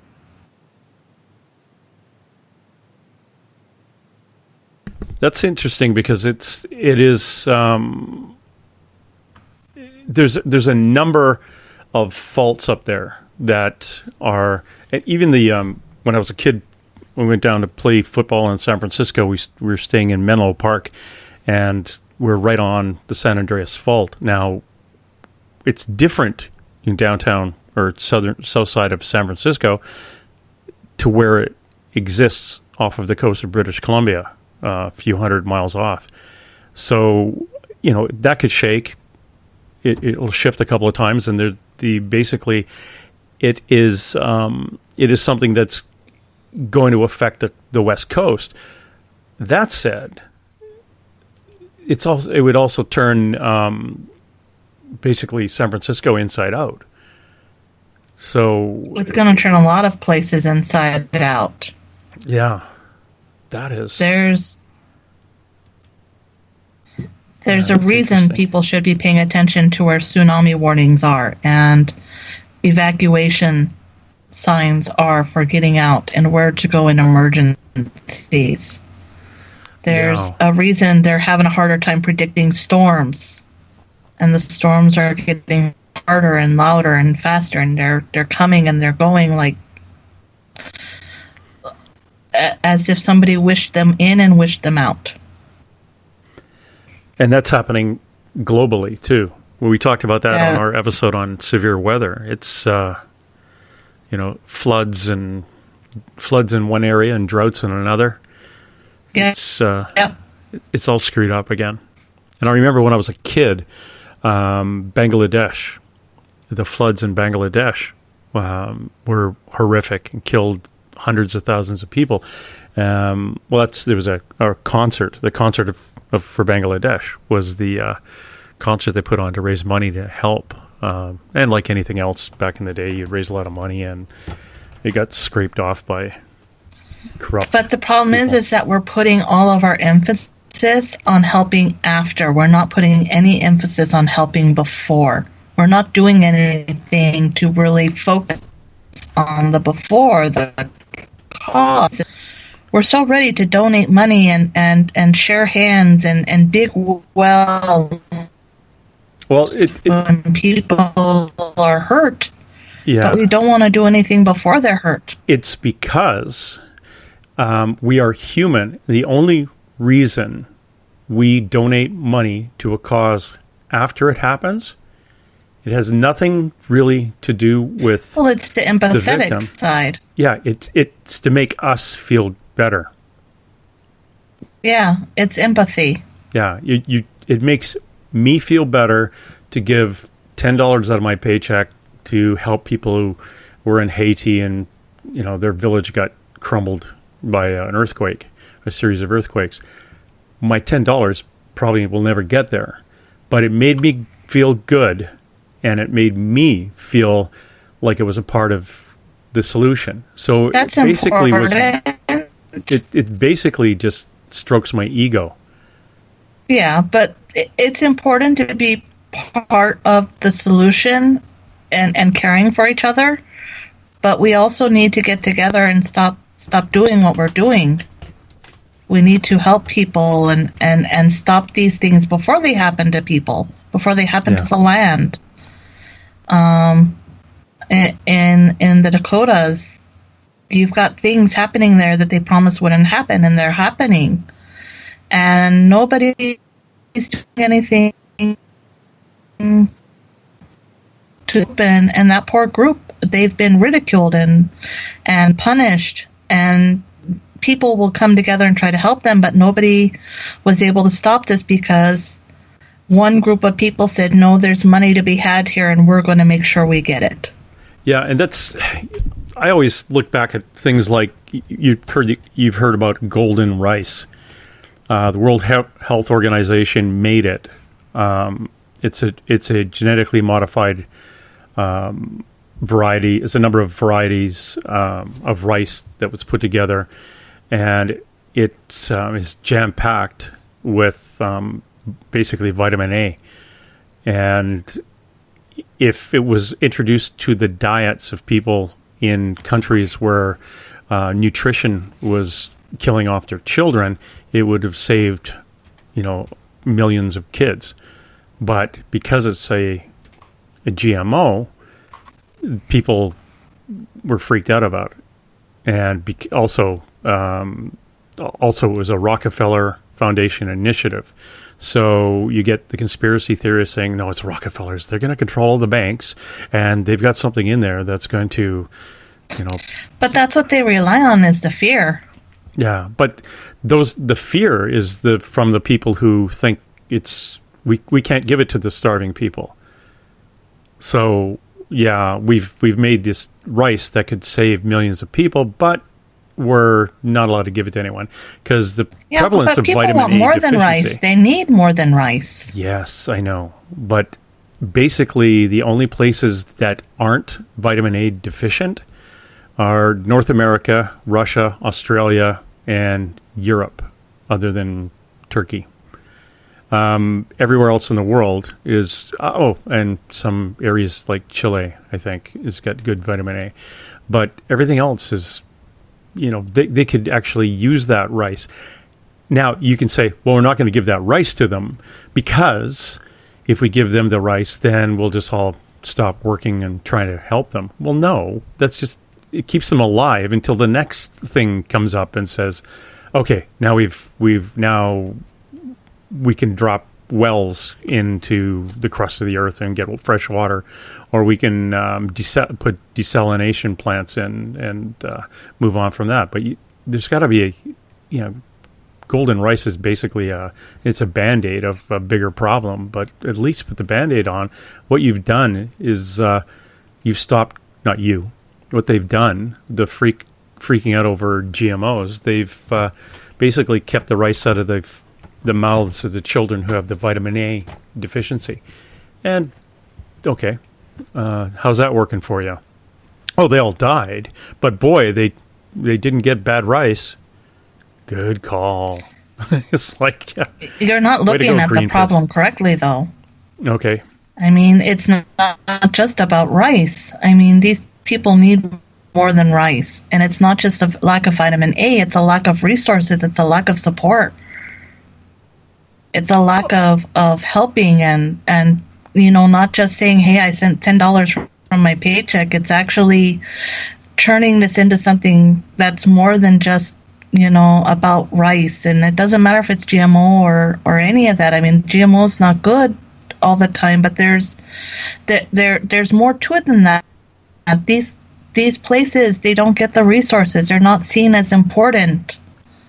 Well, this is my argument in that is that even last, I think it was a year ago, 107 Nobel laureates signed a letter urging Greenpeace and its supporters to abandon their campaign against GMOs and against golden rice in particular.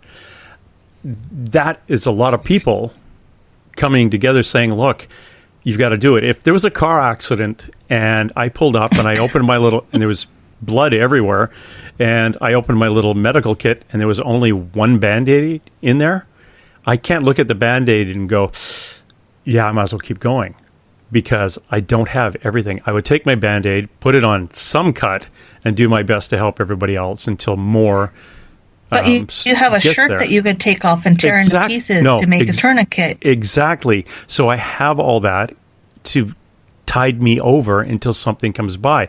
But I'm not going to just throw what I do have away or think it's not worth anything. It's a piece of a puzzle. And I'm not saying make the piece of the puzzle and then stop making the rest of the pieces. And that's what these companies are seem to be the thing is, people are scared again. They're scared of labels, and there's no money in helping people. Oh, don't you? No. Am I wrong? We have a lot of people here.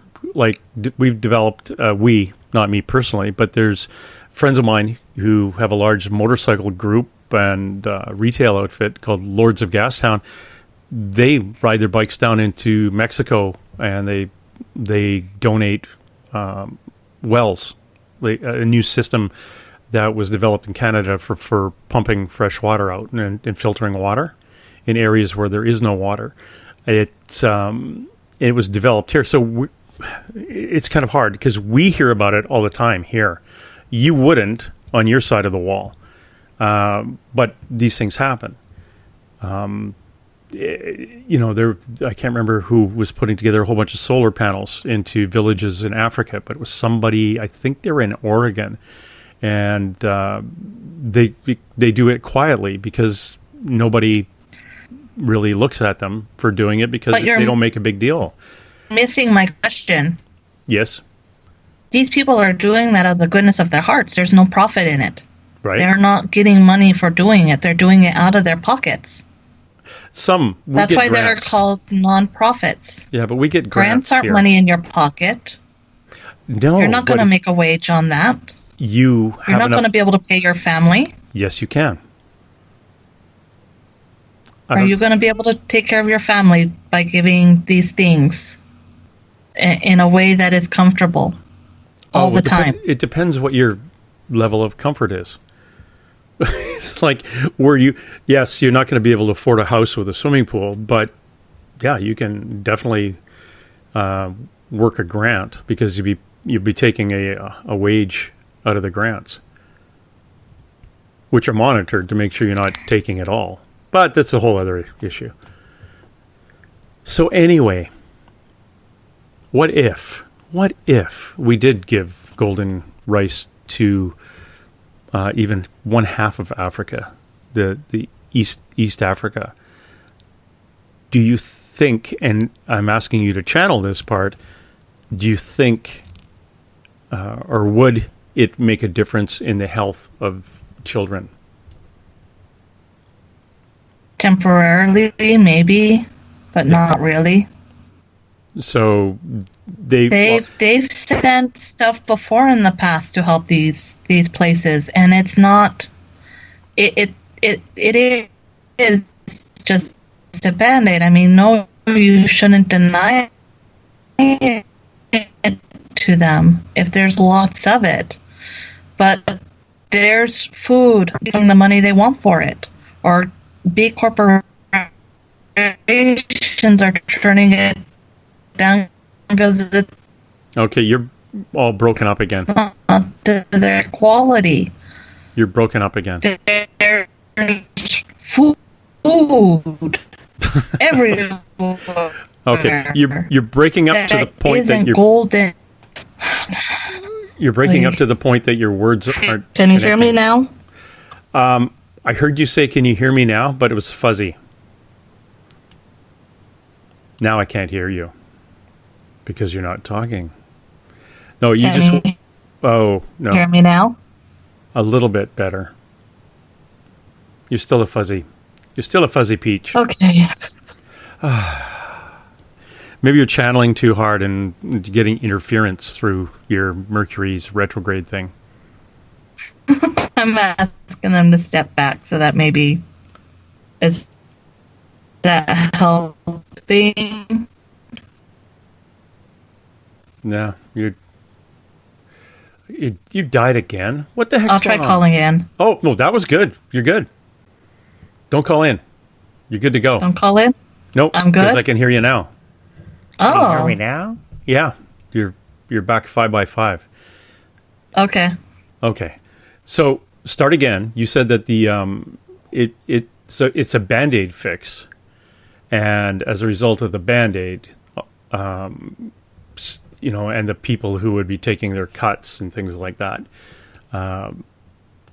It's. I'm asking her what she was talking about, so I can pick up where you're asking. Okay. Come back, sweetie. She was trying to explain that that you could do the golden rice.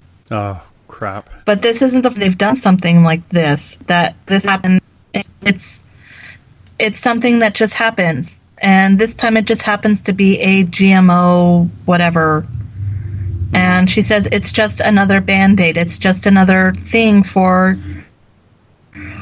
our empathic sides. It's not actually going to long-term fix anything. And yes, your heart's in the right. It's out there that we could be sending them. There's crops that go to waste because people aren't getting the price they want or approved of by corporates that we could be sending them that have lots of vitamin and whatever nutrients they need. There's lots of things that we could be sending their way, but because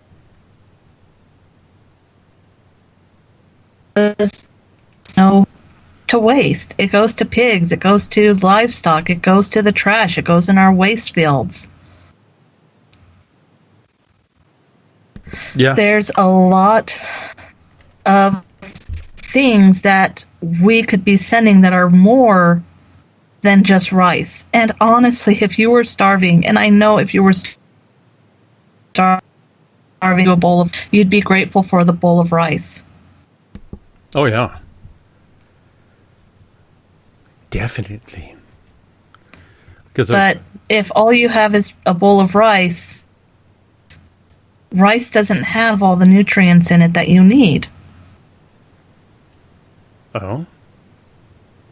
No. Look up the nutrients in rice. Well, I don't know. There's a reason why the natives had multiple crops. Oh, yeah. They had their corn, they had their squash, they had their beans. They weren't scientists, but they knew better. No, and I agree. It's like in Asia where rice is a staple, but it's a staple mixed with vegetables and fish and weevils and whatever else they're going to eat there. Right, so it is a bit, it is not the end all and be all. It's filling. I eat rice all the time. I grew up in a very Anglo family, just eating meat and potatoes. And when I moved out on my own, I got a rice cooker, and I started eating that very sticky Japanese rice. And without everything else you want to add to it, you're just eating a starch. And a white starch for that. Skeeter. And even they don't eat just that. No, they don't. No, that's, you could tell, if you look at guys who were in Japanese prisoner war camps who were fed ice and maggots, basically, rice and maggots. The maggots are what,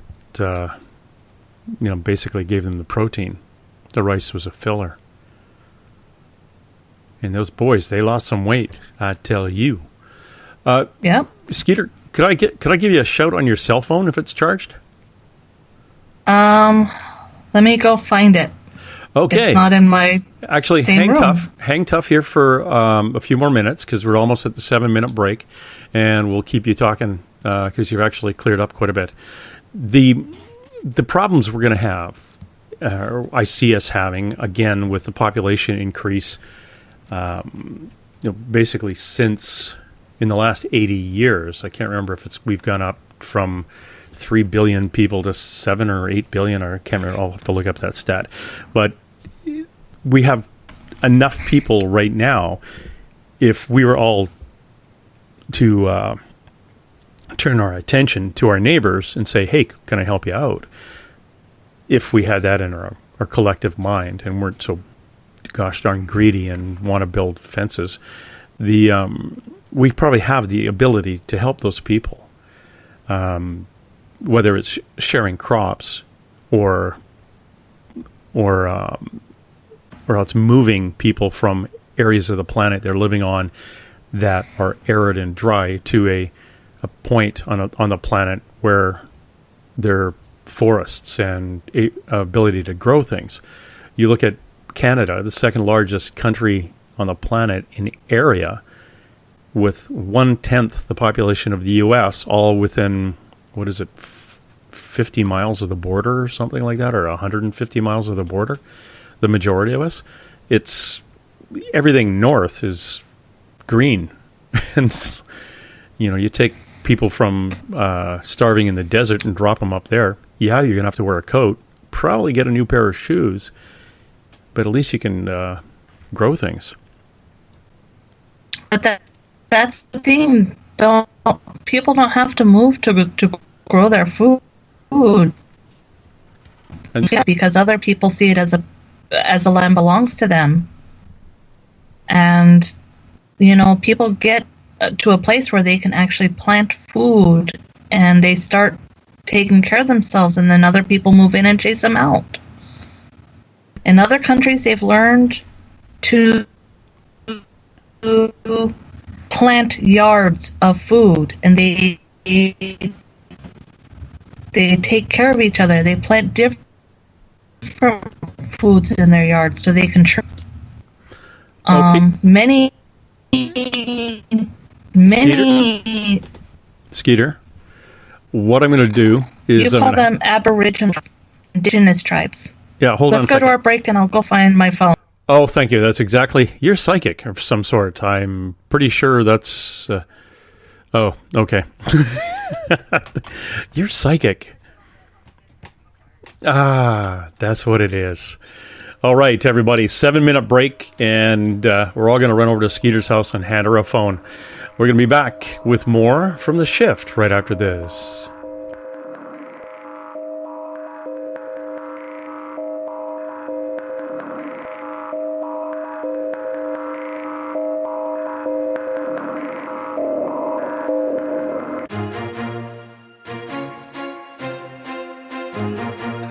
From coast to coast to coast, Blacklight Uncharted is taking on the paranormal across Canada. From ghostly hauntings to the UFOs flying above in conjunction with MUFON Canada, we're closely investigating what's going on in the northern skies and checking out the apparitions that walk among us.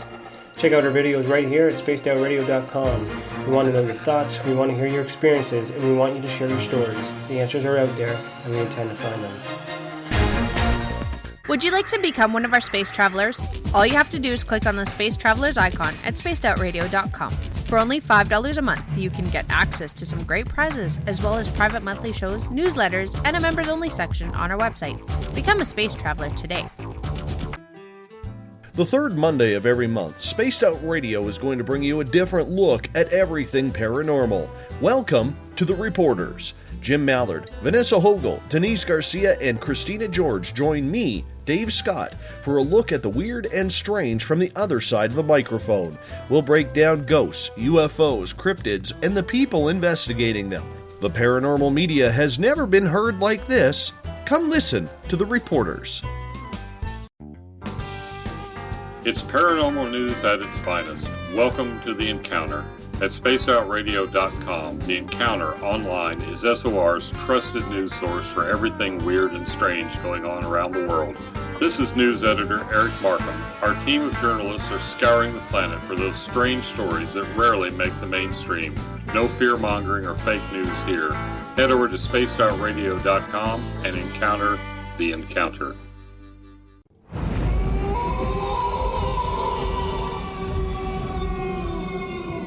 Hey, this is Canadian Paranormal Investigator Mike Moore. The third Wednesday of every month, I'll be teaming up with Dave Scott to bring you Ghosts of the Great White North. Each month, we will bring on guests from across Canada to discuss their ghostly encounters. Canada is a paranormal hotbed with stories you've never heard, so we're going to bring them to you. So get comfy on your Chesterfield, grab a donut, and join us, eh? Coming September 29th to October 1st, the first annual Spaced Out Radio Caribou Paracon. Hi, this is Dave Scott. The event will be held at the Spruce Hills Spa and Resort in 108 Mile Ranch, British Columbia. Come join us for an amazing weekend of speakers talking all things paranormal, UFOs, ghosts, aliens, Sasquatch, intuitiveness. Listen to great speakers like Miriam Delicato, Samantha Mowat, and the crypto guru Ronald Murphy. Get your VIP passes by going to spacedoutradio.com and clicking on the Paracon banner. Come to BC, where the paranormal is waiting for you. Have you had an experience you can't explain? Had a run-in with ghosts, maybe Bigfoot, or seen lights in the sky? Hi, I'm Mike Schmidt from the SOR Sightlines. I'm here to investigate your sighting. Head to spacedoutradio.com and fill out a report on the sight lines. All your information is 100% confidential, and I will help you figure out what you've been seeing. File your report, and let's find out the answers together. Visit purpleplates.com today. For over 40 years, the Purple Energy Plates have been delivering amazing results for their many customers. Inspired by the great genius Nikola Tesla, the harmony, healing, and energetic effects of the plates have proven over and over to be beneficial and often miraculous to thousands of customers. With their money-back guarantee and the many benefits, how can you afford not to get one? Check their site for daily specials and choose from their many energy products. You won't be sorry. Visit them today at purpleplates.com for mind, body, and spirit, and expect a miracle. Are you interested in advertising on Spaced Out Radio? Head to our website at spacedoutradio.com and click on our advertising tab.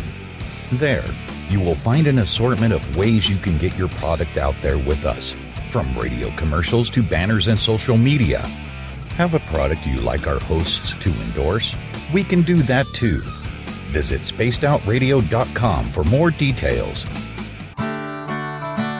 Have you got your Cosmic Passport? If you need one, tune in to Cosmic Passport on Spaced Out Weekend. This is Elizabeth Anglin, ET experiencer, spirit medium, and host of Cosmic Passport. Each weekend I'll be bringing you interviews and support from other paranormal experiencers, and the best in intuitive spiritual guidance from across the globe. It's all happening starting at 9 p.m. Pacific Time, midnight Eastern, on spacedoutradio.com. From British Columbia to Northern California, Pacific North Weird has Cascadia covered. Check out our feature videos at spacedoutradio.com, where I, Vincent Zunza, and my super sleuth partner Alexandra Sullivan track down the weird and strange stories from around the Pacific Northwest. From Bigfoot to Mel's Hole and everything in between. This is what makes life exciting. So why report the normal when we can report the Pacific North Weird right here at spacedoutradio.com. Oh, there's only one way to rock. Loud and proud. In high definition. Radio 702 rocks. Las Vegas. Don't have time to listen to Spaced Out Radio live? Wherever you are, the car, the office, the shower, or even if you're traveling, we're right here for you. Each Spaced Out Radio show can be found on iTunes, TuneIn, and on our YouTube channel, Spaced Out Radio Show. It's the perfect way for you to catch up on our shows. For more information, just head over to our website, spacedoutradio.com, and tune in to us today.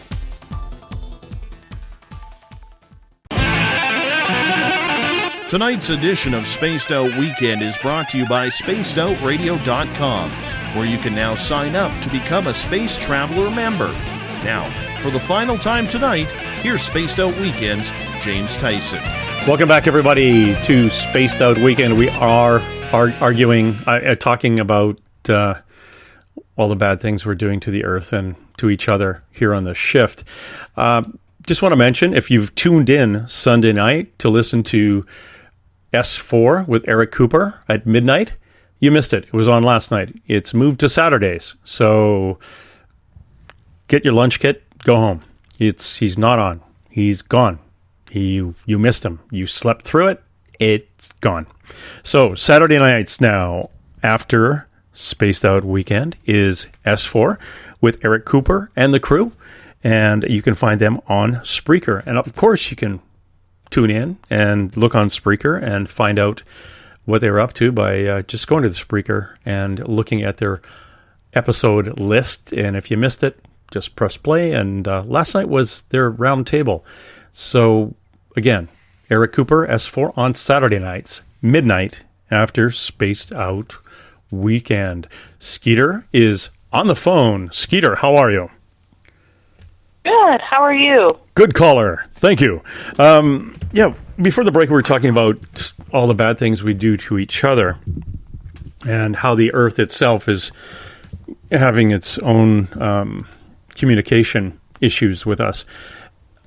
We talk about, in this area, in my country, fracking and actually, my brother-in-law works for a oil company, and what they do is they actually take the byproducts that no one uses, and they pump it down into the ground.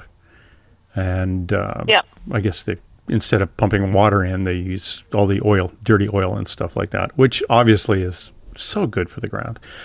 But it's, really it's half a mile down kind of thing. It's not like it's going to affect your strawberry crop. But it is affecting. There's some places where it is affecting the water quality. It's affecting the ground itself. It is going to affect your strawberry crop because that water is going to come back up and it's going to feed your strawberries. Yeah, it's if they fill it up a lot. Most of the water in that neighborhood comes from the sky. But it's not into the drinking water per se. It's very, very deep. It's where the oil actually came from originally. So they're just figuring out they're going to fill out, pump it back down and fill up all these little holes in the earth that they had made. You're channeling for your friend. Actually, are you still channeling for the First Nations person from, we're talking about Montana? Okay. What does she see is going to happen if we continue to frack?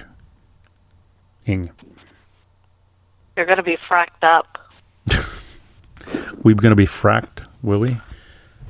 In what way? What could happen? Fracking doesn't fill in the holes. It's just it's like taking a Twinkie and sucking the feeling out of the Twinkie and then filling it up with ketchup. Yeah, it's full again, but it's not the same. Yeah. You've changed it. It's not the same consistency. It's not the same thing anymore. It's wrong. It's not the right thing. Okay. It hurts more than it helps. And no, it may not be in your drinking water, but that water's got to go somewhere. And that's clean water. Was clean water. In what way? It was usually those things where we pump the oil from. Do you remember in science class when they would show you, way back when they would show you how there were layers, how this would sit on top of this and that would sit on top of that? Yeah. If it's undisturbed, those things, they sit where they're supposed to. They separate themselves. They take care of themselves. When you mess with them, you disturb them. You swirl them. So you mix them. They're no longer able to maintain themselves. So this is an energy-based conundrum. Yes. So once everything settles, once we do have these issues. We do have the Ice Age moving rapidly, well, very, very slowly across a plain and pushing rocks and things out of the way. Is it because it goes so slow? The energy is not screwed up as much as it would if we dropped an asteroid on it or something? Yeah. So slower it moves. It's moving slower than it should because it doesn't have the mass behind it anymore. Yeah. They're not as big as they used to be. No, they had the mass. Now, what I'm saying is if we disturb the Earth quickly, it screws up the energy. But if it went through natural erosion where a river straightens out or runs through something, it happens slow enough where the energies aren't overly screwed up? Yes, exactly. James, if I take you and I walk you every day and I feed you good foods and I don't push you too hard, just enough to where you feel good. You feel good, right? Yeah. I give you good food. I give you a beard now and again. I tell you look great. and I take you for walks, and I make sure you stay healthy. I do the little things every day without big changes. Okay, and you clean up after Now, me in the backyard. Good. Yes. Okay. But if I feed you every day beer and fast food, and I put you on one of those lazy chairs, and I just plug you into the TV, and I do things to you, telling you this will make you feel better, and I give you drugs and supplements and golden rice, and tell you this is going to make you feel good. How does your body feel? I don't know. It's not going to feel as good. Hey, but my brain won't be good. And just the opposite. If I give you the protein drinks, and I force you to go running every day, and I get you in the top physical shape. I force you into shape, and then you overextend your body. Yeah. Yeah, this is what we're doing to the planet. We're either treating it as if it needs to be, so protected that we capture it in a room, and we overprotect it, or we're overstimulating it instead of allowing it to live a healthy path. Yeah. Great men, great leaders, great healers aren't out there doing extreme things of their bodies. They are doing what their bodies allow them to do, and they push those barriers a little bit, but they only do what they know they can do. And their only barriers are what they put on themselves. Okay. So go ahead. These slow movements in our planet, it's what our planet does to take care of itself. Okay. Do you see... And what we're doing isn't doing it. Well, dang it. Fix it. Why do you think the Earth is trying to shake us off? Yeah, but She is trying to fix it. honestly, I'm really getting tired with the Earth pissing around like this. It's you've got earthquakes happening at the far top left side of a national park with a population with animals that really don't need to be screwed up. If you want to get our attention, good Lord, drop something on a population. There was a movie, and I don't. This was a movie from the 60s, and I saw it probably on TV back when I was a kid in the 70s sometime, and it's called No Blade of Grass, and it was a British movie about what happens in the future when we were overpopulated, crops were hard to find, people were basically imagine The Walking Dead without the zombies, like people breaking up, they're going off into the wilderness and building little communes and defending themselves. And the countries all decided, we have too many people in New York and London and Paris and Hong Kong. So those countries dropped hydrogen bombs on their own cities to wipe out the population. They all agreed we need to knock the population down. So it was a very, very surreal, violent kind of, people were at a restaurant eating, stuffing their mouths full, watching the TV as a bomb was dropped on Hong Kong and London and, this kind of thing. So it was a real surreal look at the future. But I can actually see now portions of that movie as being, almost prophetic. It is what we would do as this type of activity that the Earth is doing goes slowly and doesn't really wake everybody up with that slap in the head right off the bat. If it slowly comes in, we had earthquakes here that wiped out a herd of reindeer. Oh, we had a tsunami here that wiped out all those turtles in the Galapagos. People would just like, yeah, whatever. It's look at it in your country. 150 mass shootings this year? 150? Yep. You get to a point where, okay, change the channel. What's on the other? Yeah, you get numb to it. And, we could have all these natural disasters, but if they come in baby steps and they kind of inch in, nobody's going to pay attention except possibly the guys running around with the lab coats on and their, the survey crews thinking, hey, this earthquake happened, or when, like the crazy guy, you look at the geysers in Jellystone there. If that thing popped, it's like, oh my God, that's terrible. Look at what happened to the deer and the antelope and the crazy French guy who scalded himself going into the geyser. But it's too far away from anybody to have a direct effect on what they do in their day-to-day life. It's upsetting.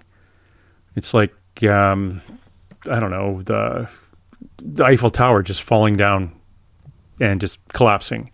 Didn't hurt anybody. Oh, that's upsetting. Okay, what's on the next channel? It doesn't mean anything unless it's in our house. It does something that affects me, or it does something that affects another population so severely that that's all I can think about for not only a day, but months, if not years. Hurricane Sandy. That affected Hurricane Sandy. Okay. There have been massive hurricanes that have come through and wiped out thousands of homes and killed many people. There have been tornadoes. There have been massive earthquakes, tsunamis. The problem is that it's not going to happen in your backyard. But it is happening in people's backyards. It just hasn't happened in yours, James. And if you want, I'll pray for it too. No, it's like Hurricane Sandy. Is that the one in New Orleans? Yes. Okay, what happened there? The hurricane came through, flooded everything, and the water receded. So the next one come through, don't have the water recede. That would get more attention than let's blame the Army Corps of Engineers or Bush not sending them out in time, and everyone points at the politicians. What happened there than just the water when the water receded? People were dehomed. Oh, I know. Many people lost their homes. There's a team people across the nation. Yes. We're adopting people from these places. Our emergency response team from Vancouver was down there. And they were moving, they cleared out they were a part of saving a township or something. But we saw that on the news here. So that's why it connected to us, because it was going on. But it's, you have some instance of, okay, it happened in New Orleans. First of all, how am I going to get there? And if I really wanted to, like we sent people, friends of mine worked in Haiti after the earthquakes down there. A horrible place to work before or after earthquakes. But it's one of those things that I had connections to those places, but they're still not in my front yard. There's still pictures on a television, along with the pictures of the mass shootings. It was in their front yard. Oh, yeah. Yeah, and they live with it. They still live with it every day. It's... And now what you're saying is that no one's going to learn until it's in their front yard. Or... The thing is that it's happening. It's happening everywhere and more often, and people are talking about it, but you're asking for something global to happen all at once. Yes, I am. And if that happened, there'd be nothing left. There would be no start again, at least for you or for anyone. Oh, good. There'd be the few little fleas left. I'd hate for you just to single me out on Armageddon. Oh, first, James, you have to leave. and then everybody else. Like, but I'm not afraid of dying. You shouldn't be afraid of dying. You're the one asking for it to happen in your backyard. Yeah, but I'm moving, so it's okay.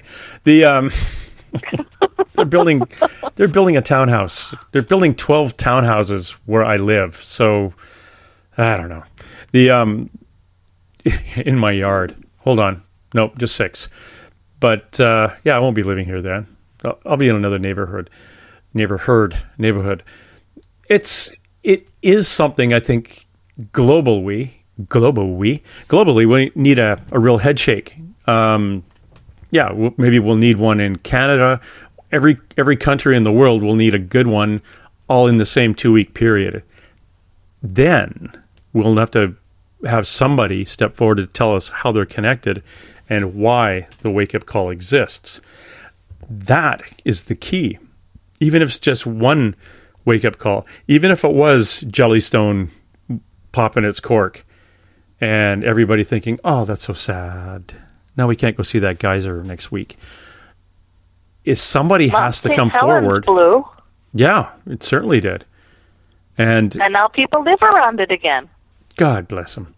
Well, I live, 30, 40 miles away from Mount Baker.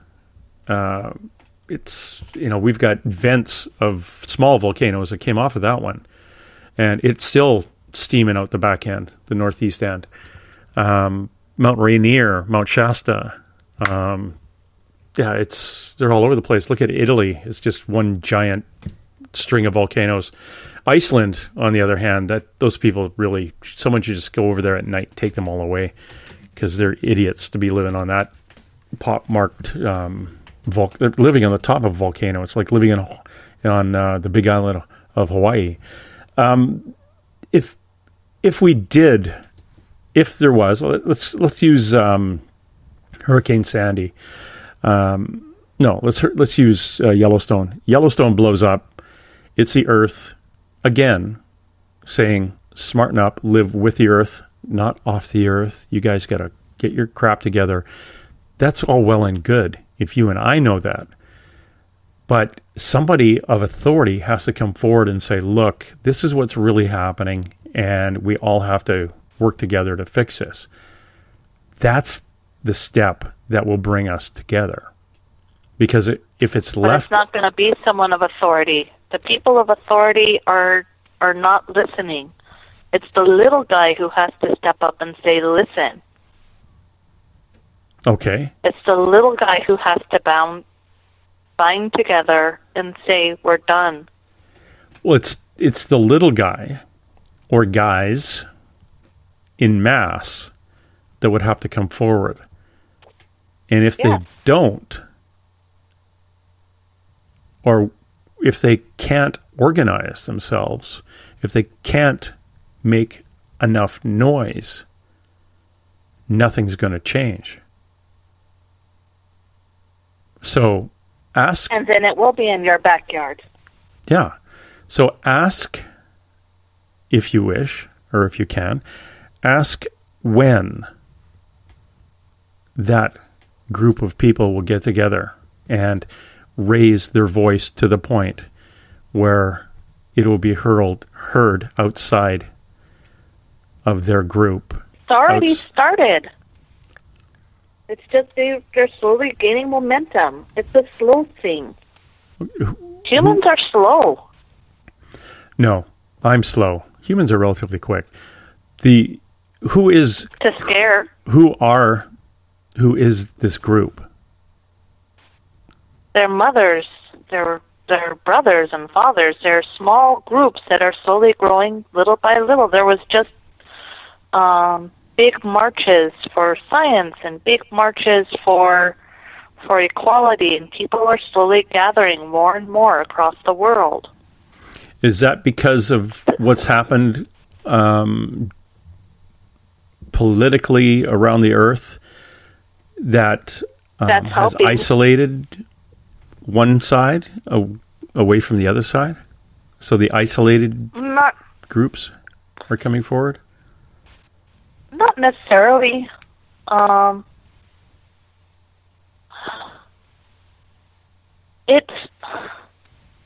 Because things are happening in people's backyards more and more.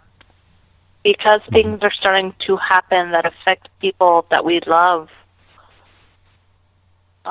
People are starting to stand up. They're starting to wake up. It's scary waking up. It's scary stepping out of your door and going, oh no, this is what's real. Interesting. And you're asking for it to happen in your backyard, and the truth is it is happening in your backyard. You just don't see it yet. You don't need an explosion for it to happen in your backyard.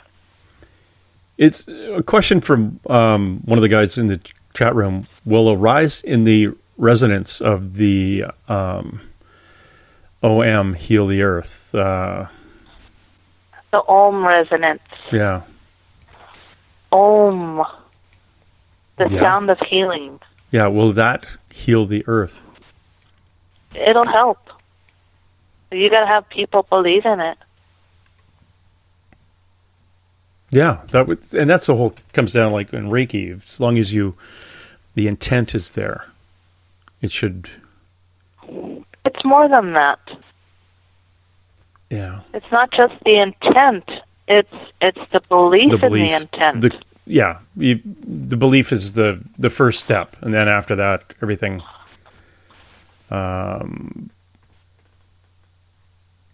It went on. Oh, you know what? I just have one of those. I started looking in this chat room again, and I promised myself not to do that. It's like, okay, get back stuff on here.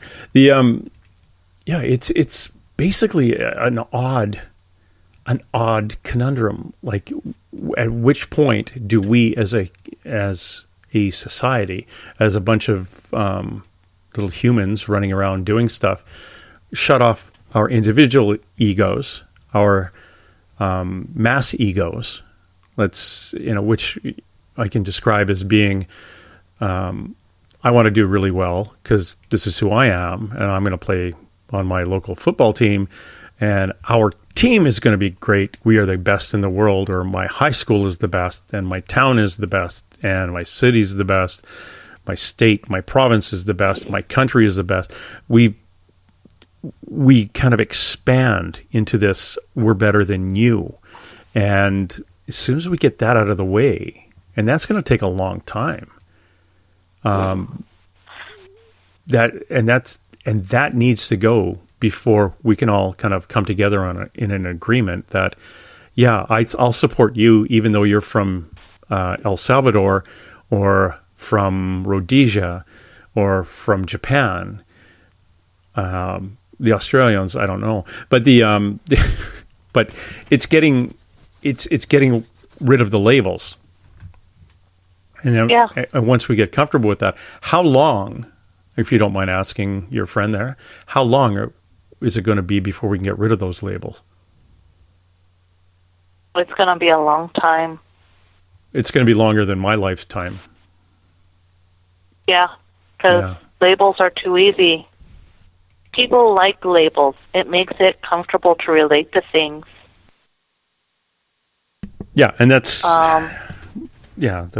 that's one of the whole points of some of the things we talk about on Space Out Radio or Space Out Weekend is the cubbyholing of ideals, the putting a name. You can't put a name on it. You have your experiencers. That's a label. That's a name. It's something everyone in that community can come to and find comfort in. But just as labels can bring us together and provide comfort, they can also separate us because there's people who are out there and they go, oh, experiencers, funny people, oh, a little crazy. Whereas others are like, no, I'm an experiencer. I've seen them. I've been there. I've touched them. They've touched me. Yeah. The labels we use for comfort and we use for hurt. And as long as that you have this give and take, this yin and yang, this strange balance. There's never going to be a place without labels. Humans don't understand a world without labels. They understand mine. This is mine.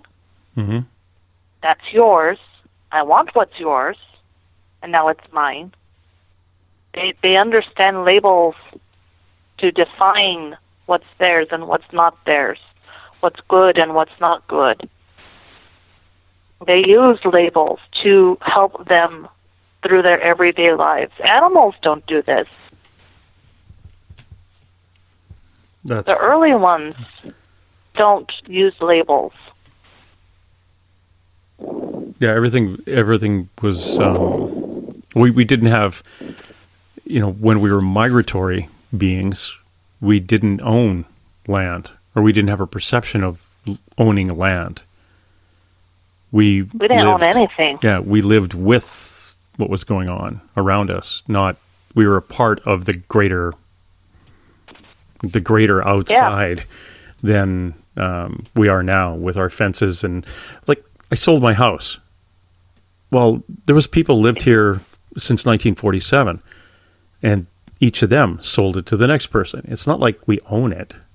It's like you just pay a lot to rent it. We pay a lot to exist on this chunk of dirt until the next person comes and gives us some paper money and energy, and off they go, and they live on this. We just exist for our period in time on this location, on this lot, in this town, in this corner of a province. And people will say, well, that's the house you own, or this is where you rent.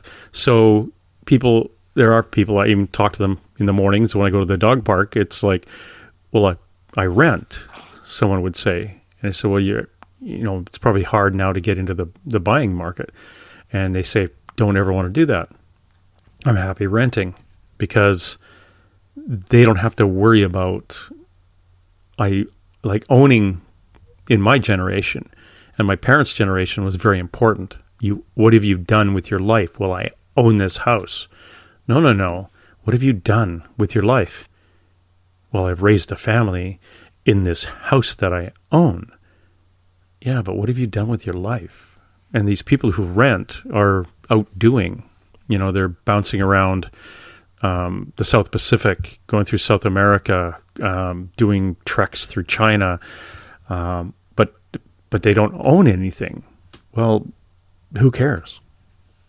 The next generations in my neighborhood anyway, it's going to be very hard for them to own until family members who own die and they inherit what they had. And then they will temporarily own something. So renting is not a bad thing. Renting is just existing like anyone else. Well, there's a new generation of migratory individuals who are living in these tiny trailers and tiny homes that move. They live out of buses that have been turned into houses, and they travel. They don't stay in one place. They're going back to the way life used to be. You moved, you migrated. You didn't tie yourself down to something.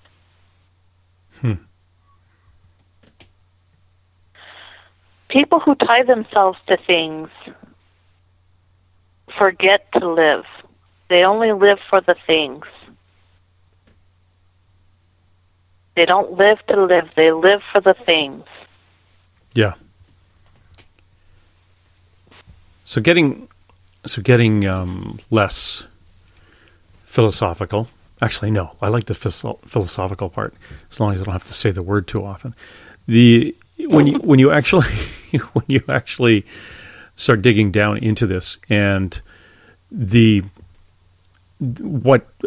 ownership, and we will have to kind of get that out of our heads too. Owning, and a lot of that is nesting. It's I can't raise a family unless I own something, or I live in a place that is big enough to contain an offspring, which is close enough to a school and, exercise and whatever else. So you plan that when you want to plan a family and start the nest. Well, in my country, on this side of the country, our birth rate is dropping substantially to the point that they're shutting down elementary schools, because a neighborhood like mine 30 years ago was full of little kids. Heck, 15, 20 years ago was full of little kids. Now those kids have grown up and nobody is moving in here, because if you're a young couple, well, face it, we sold our house for $2.3 million, and the house is going to be torn down. It's like they're just using the land. So if you lived in my neighborhood, how would you buy a house? If you were like even a 2-income family, what kind of deposit are you going to make for that? So they're not moving in this neighborhood. So the elementary schools are shutting down, and everything that feeds, every business that feeds young families are moving on.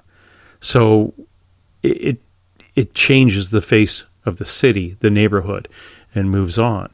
But it's that nesting you want. You've been programmed from your parents that you need. You're told that you need to do this. You're taught that in school. Like, how are you going to get a job if you don't know calculus? And this is more labels. This is more of infant mortality rate. Well, infant mortality rate is a term we use to describe when there is a high number of young deaths. And we advocate that towards food and comfort and all these things that make it easier for a young life to live. But a young life can have everything in the world and still not make it. Yeah. And yet a young life can have absolutely no advantage, every disadvantage, and thrive. But we have convinced ourselves that this nesting, this having, makes it easier. There's a country where they're called baby boxes. It's a good, solid box, and it has all the necessities a baby needs, and the baby sleeps in the box. Mm-hmm. Look it up. Do I have to? Their infant mortality rate has dropped. Not because the baby has all the nesting and everything, but because the baby has exactly what it needs to survive. And they encourage natural things like breastfeeding. And if the mother can't breastfeed, they help. They provide services to help the mothers become good mothers and to help the fathers become good fathers. They don't just plop the baby in their lap and say, here it is, have a good day. Yeah. Sorry, insurance says you can't stay here. They go the extra effort. They bring the community in. It's a community effort. Yeah, back in the day, it wasn't just a woman having a baby. It was the community having the baby. There were people who would come and care and help and advise. Yeah. Older women would come in and say, hey, I had my kids and they did this, and here, let me help you do this. Now we don't even know our neighbors enough to go, hey, what's your name? Interesting. There's such a shift in our need to nest that we've forgotten about the group, the community around us. Well, in this, the baby box thing, Baby Box Canada was very big in Ontario, and it's the couple that brought it here worked in China on Chinese philosophies and Sangha yoga and Mingman. It was something they felt very passionate about and brought it here, and it was looked at with like an eyebrow up at one point, like it was a bit of a scam. But really it was a nonprofit that put together, and you put your baby in a box. But we look back, when you go back to the point that you were making on the community raised a child, it basically is a change that is a migratory, that's a First Nations way of bringing stuff up, or it's a village way of bringing stuff up. As Europeans moved to North America, it changed to, okay, I'm on a farm, it's a big chunk of land, we need a whole bunch of kids, because the mortality rate, labor.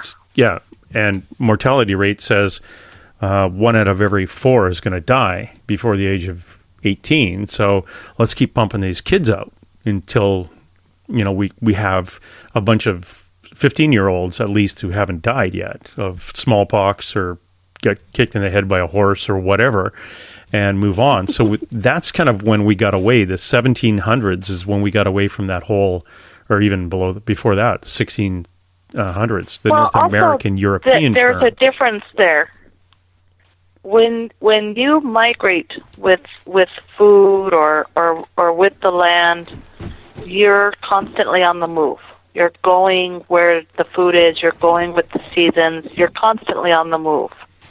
When you settle on a farm, there's a period of time in the winter that you have nothing else to do. So guess what you're going to do? There's a reason there are many, many children born in the 8th, 9th, and 10th months of the year.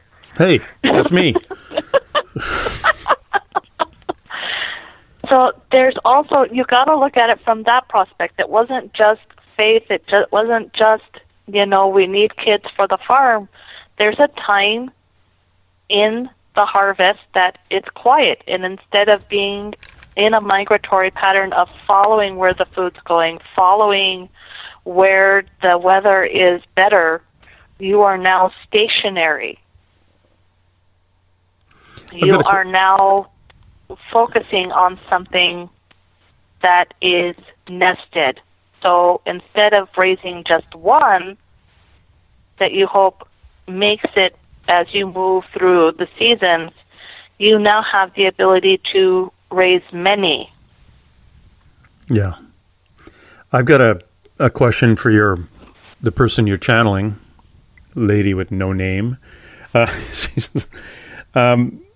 Back when we were migratory, and especially we'll talk about North America, and following that one vast bison herd that moved from the Great Plains of the U.S. up into Canada and back with the weather transitions, we were a fine group of meat eaters.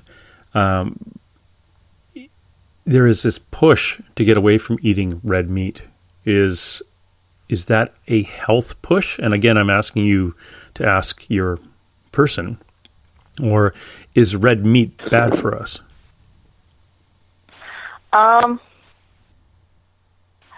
We needed the protein then because we were moving. Oh, okay. We were constantly on the go, and red meat was a treat. You didn't just go to the store and say, I want a piece of whatever. Mm-hmm. And you also earned that red meat. You hunted for it. You prayed for it. You danced for it. You celebrated it.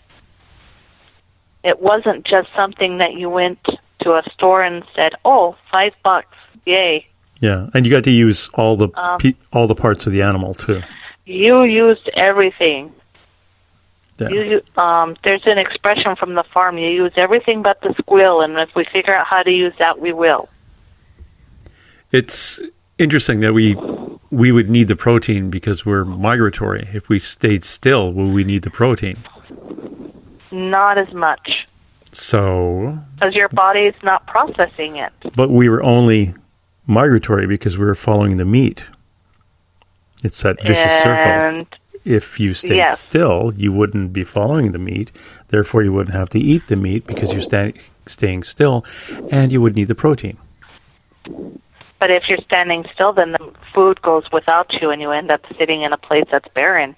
Oh, you move. For goodness sakes, go fishing. I see what you mean. That's still protein. Yeah, it is, but you can stay still and do that. See, there's the lazy person. Because and there's the migratory person. Fish migrate. Look it up. Fish migrate. Would you quit telling me to look stuff up? It's like, I understand that. Honestly, I've been around long enough to understand fish migrate, being that I worked in the fishing industry. So you got to follow them. You can't sit still. Oh, unless you learn how to preserve them in salt. But what if you don't have salt? Oh, well, then you have to hunt salt. James? Yes, dear. Salt wasn't out wandering around on the plains. At the plains? No, don't take a plane. You can take the bus. What are you talking about? It's going back. Are we ever going to need to be a migratory being again? Yes.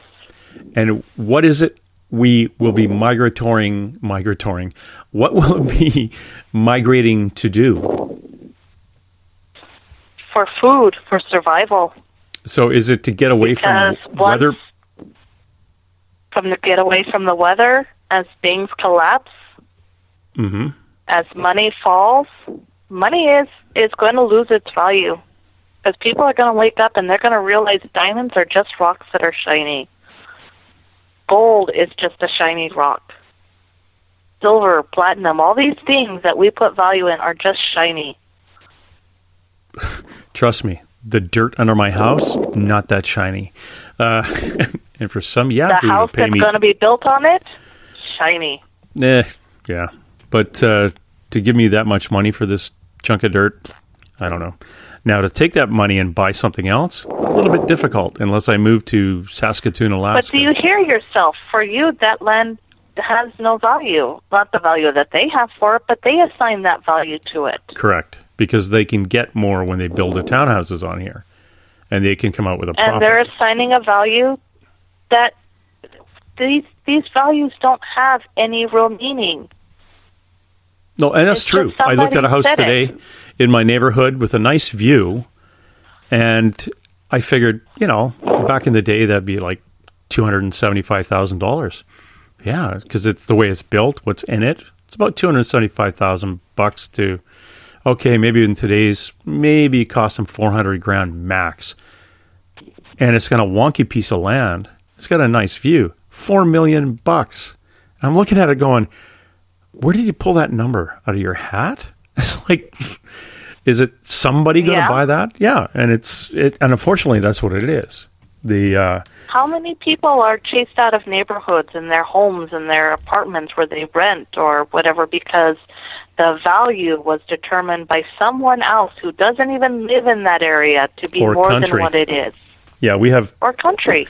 We've had a real influx of in our country, in our Western Canada here, in our province, of people from China coming in, buying farms and ranches and apartment buildings and all the houses on a street for way more than you could imagine, because in their lives, their money, they have a lot more money. So they come here and you have an address with a bunch of 8s in it. Oh, I'll pay you $300,000 more than your last offer. Well, if you're moving, why not? So what you've done is you've just made everybody else's house in the neighborhood go through the roof because of some other culture thinking. The town I grew up in was on a delta in the river, the Fraser River.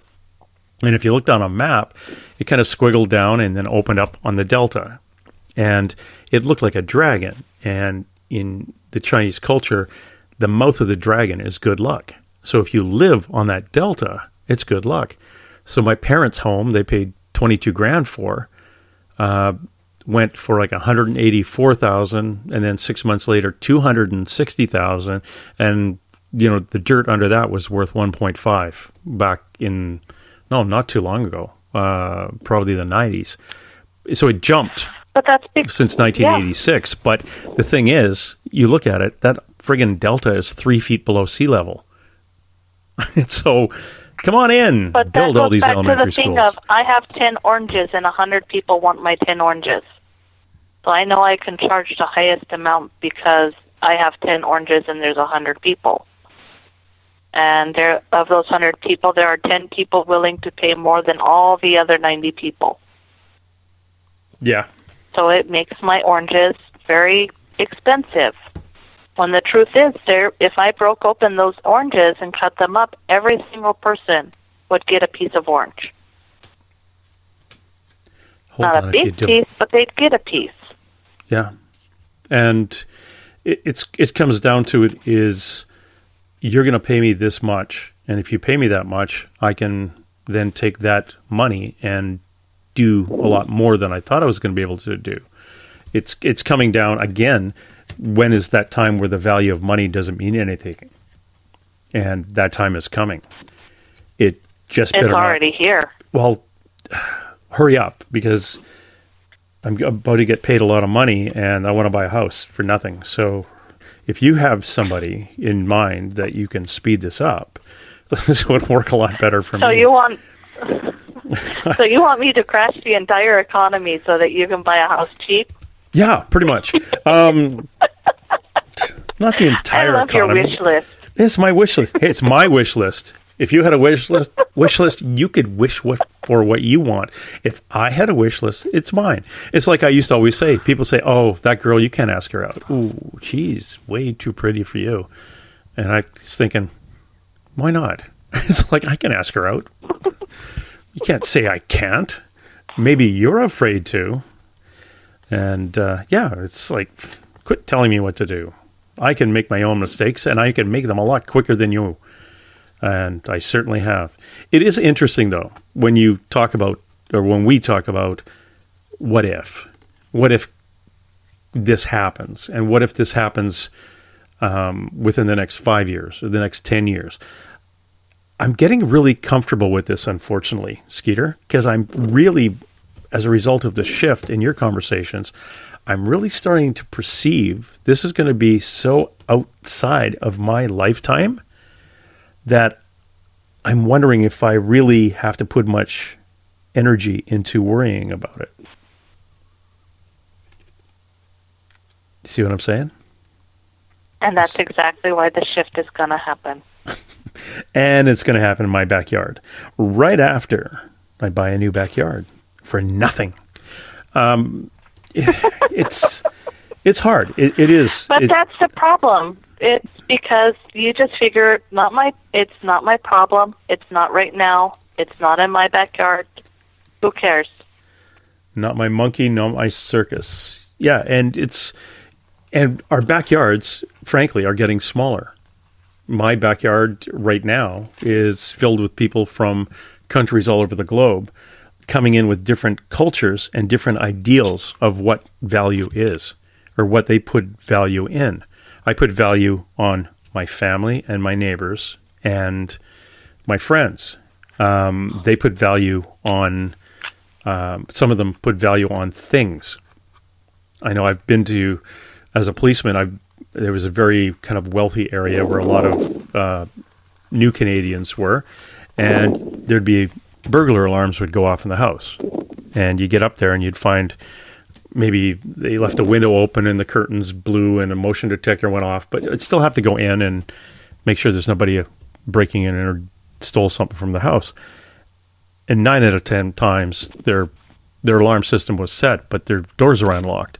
You'd walk into these, and back in the day, they were maybe $1.8 million homes, 0 lot line, just like an apartment, a 7 or 8 bedroom home.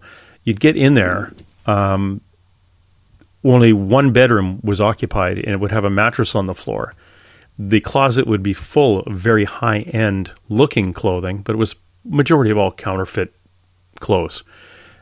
Their kitchen, I'm giving you one specific example as I'm going through this in my memory. The kitchen had a card table, those tables with the legs fold down, and 4 plastic chairs.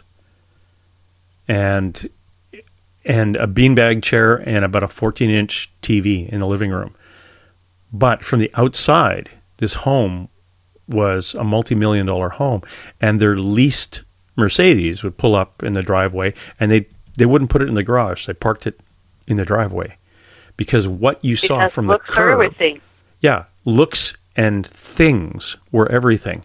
So their value system was different than mine, because in my front yard I had a beat-up Chevy and dogs and kids playing, and they didn't have a front yard. They just had the biggest house in the richest neighborhood with the fanciest car. But the reality was they were living paycheck to paycheck to pay the lease or rent or minimum down on this home they were living in, trying to make ends meet. Very, very hard for me to kind of wrap my head around, but that was the culture they were coming from. And unfortunately, that's, it's affected other people growing up here, and they see that as, okay, this is what I wanted to do. Skeeter? Yeah? What the heck are you going to be doing next week? Are you going to be finally helping me clear a couple of houses? Yep. Sure. Now that you've got that whole healing thing done. If someone wants to get a hold of you and do one of these healings, where's a good number, or how do they get a hold of you?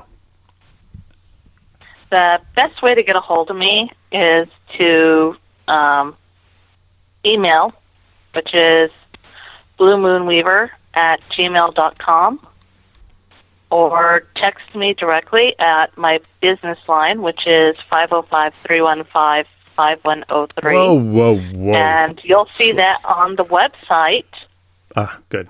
Which is bluemoonweaver.com. There's actually 2 phone numbers on the website, one to call directly to set an appointment and one to text me at. And I am way better at responding to the text than anything else.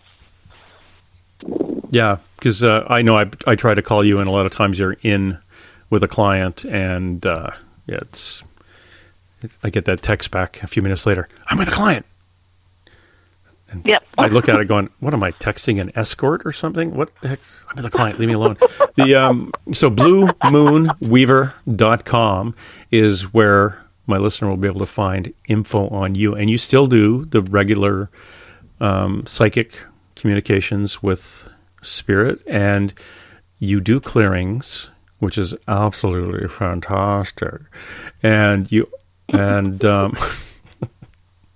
and this healing, this remote healing is to me is one of the coolest things I've ever actually experienced. And I really appreciate that. And hopefully by next week, when we can have people call in to get readings, your phone or our Skype will be connected again. So it should all be good. Yeah.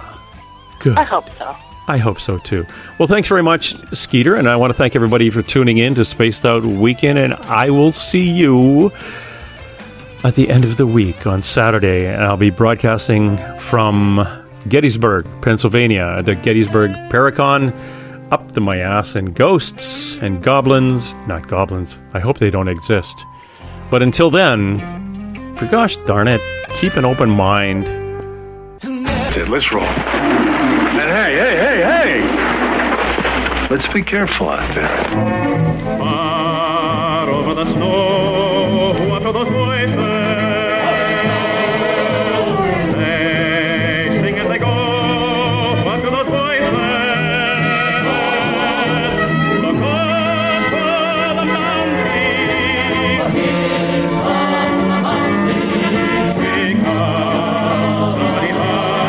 Because somebody hide, somebody better hide on through the hail, like a pack of angry wolves on the trail. We are after you, dead or alive. We are out to get you, dead or alive. And forget your soul. If you're the one, better run away. Son, you are done. Throw your gun away. Here come the Mounties to get the man they're after now.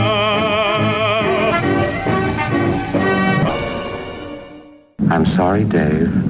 I'm afraid I can't do that. Dave's not here! Headline edition, July 8, 1947. The Army Air Forces has announced that a flying disc has been found and is now in the possession of the Army.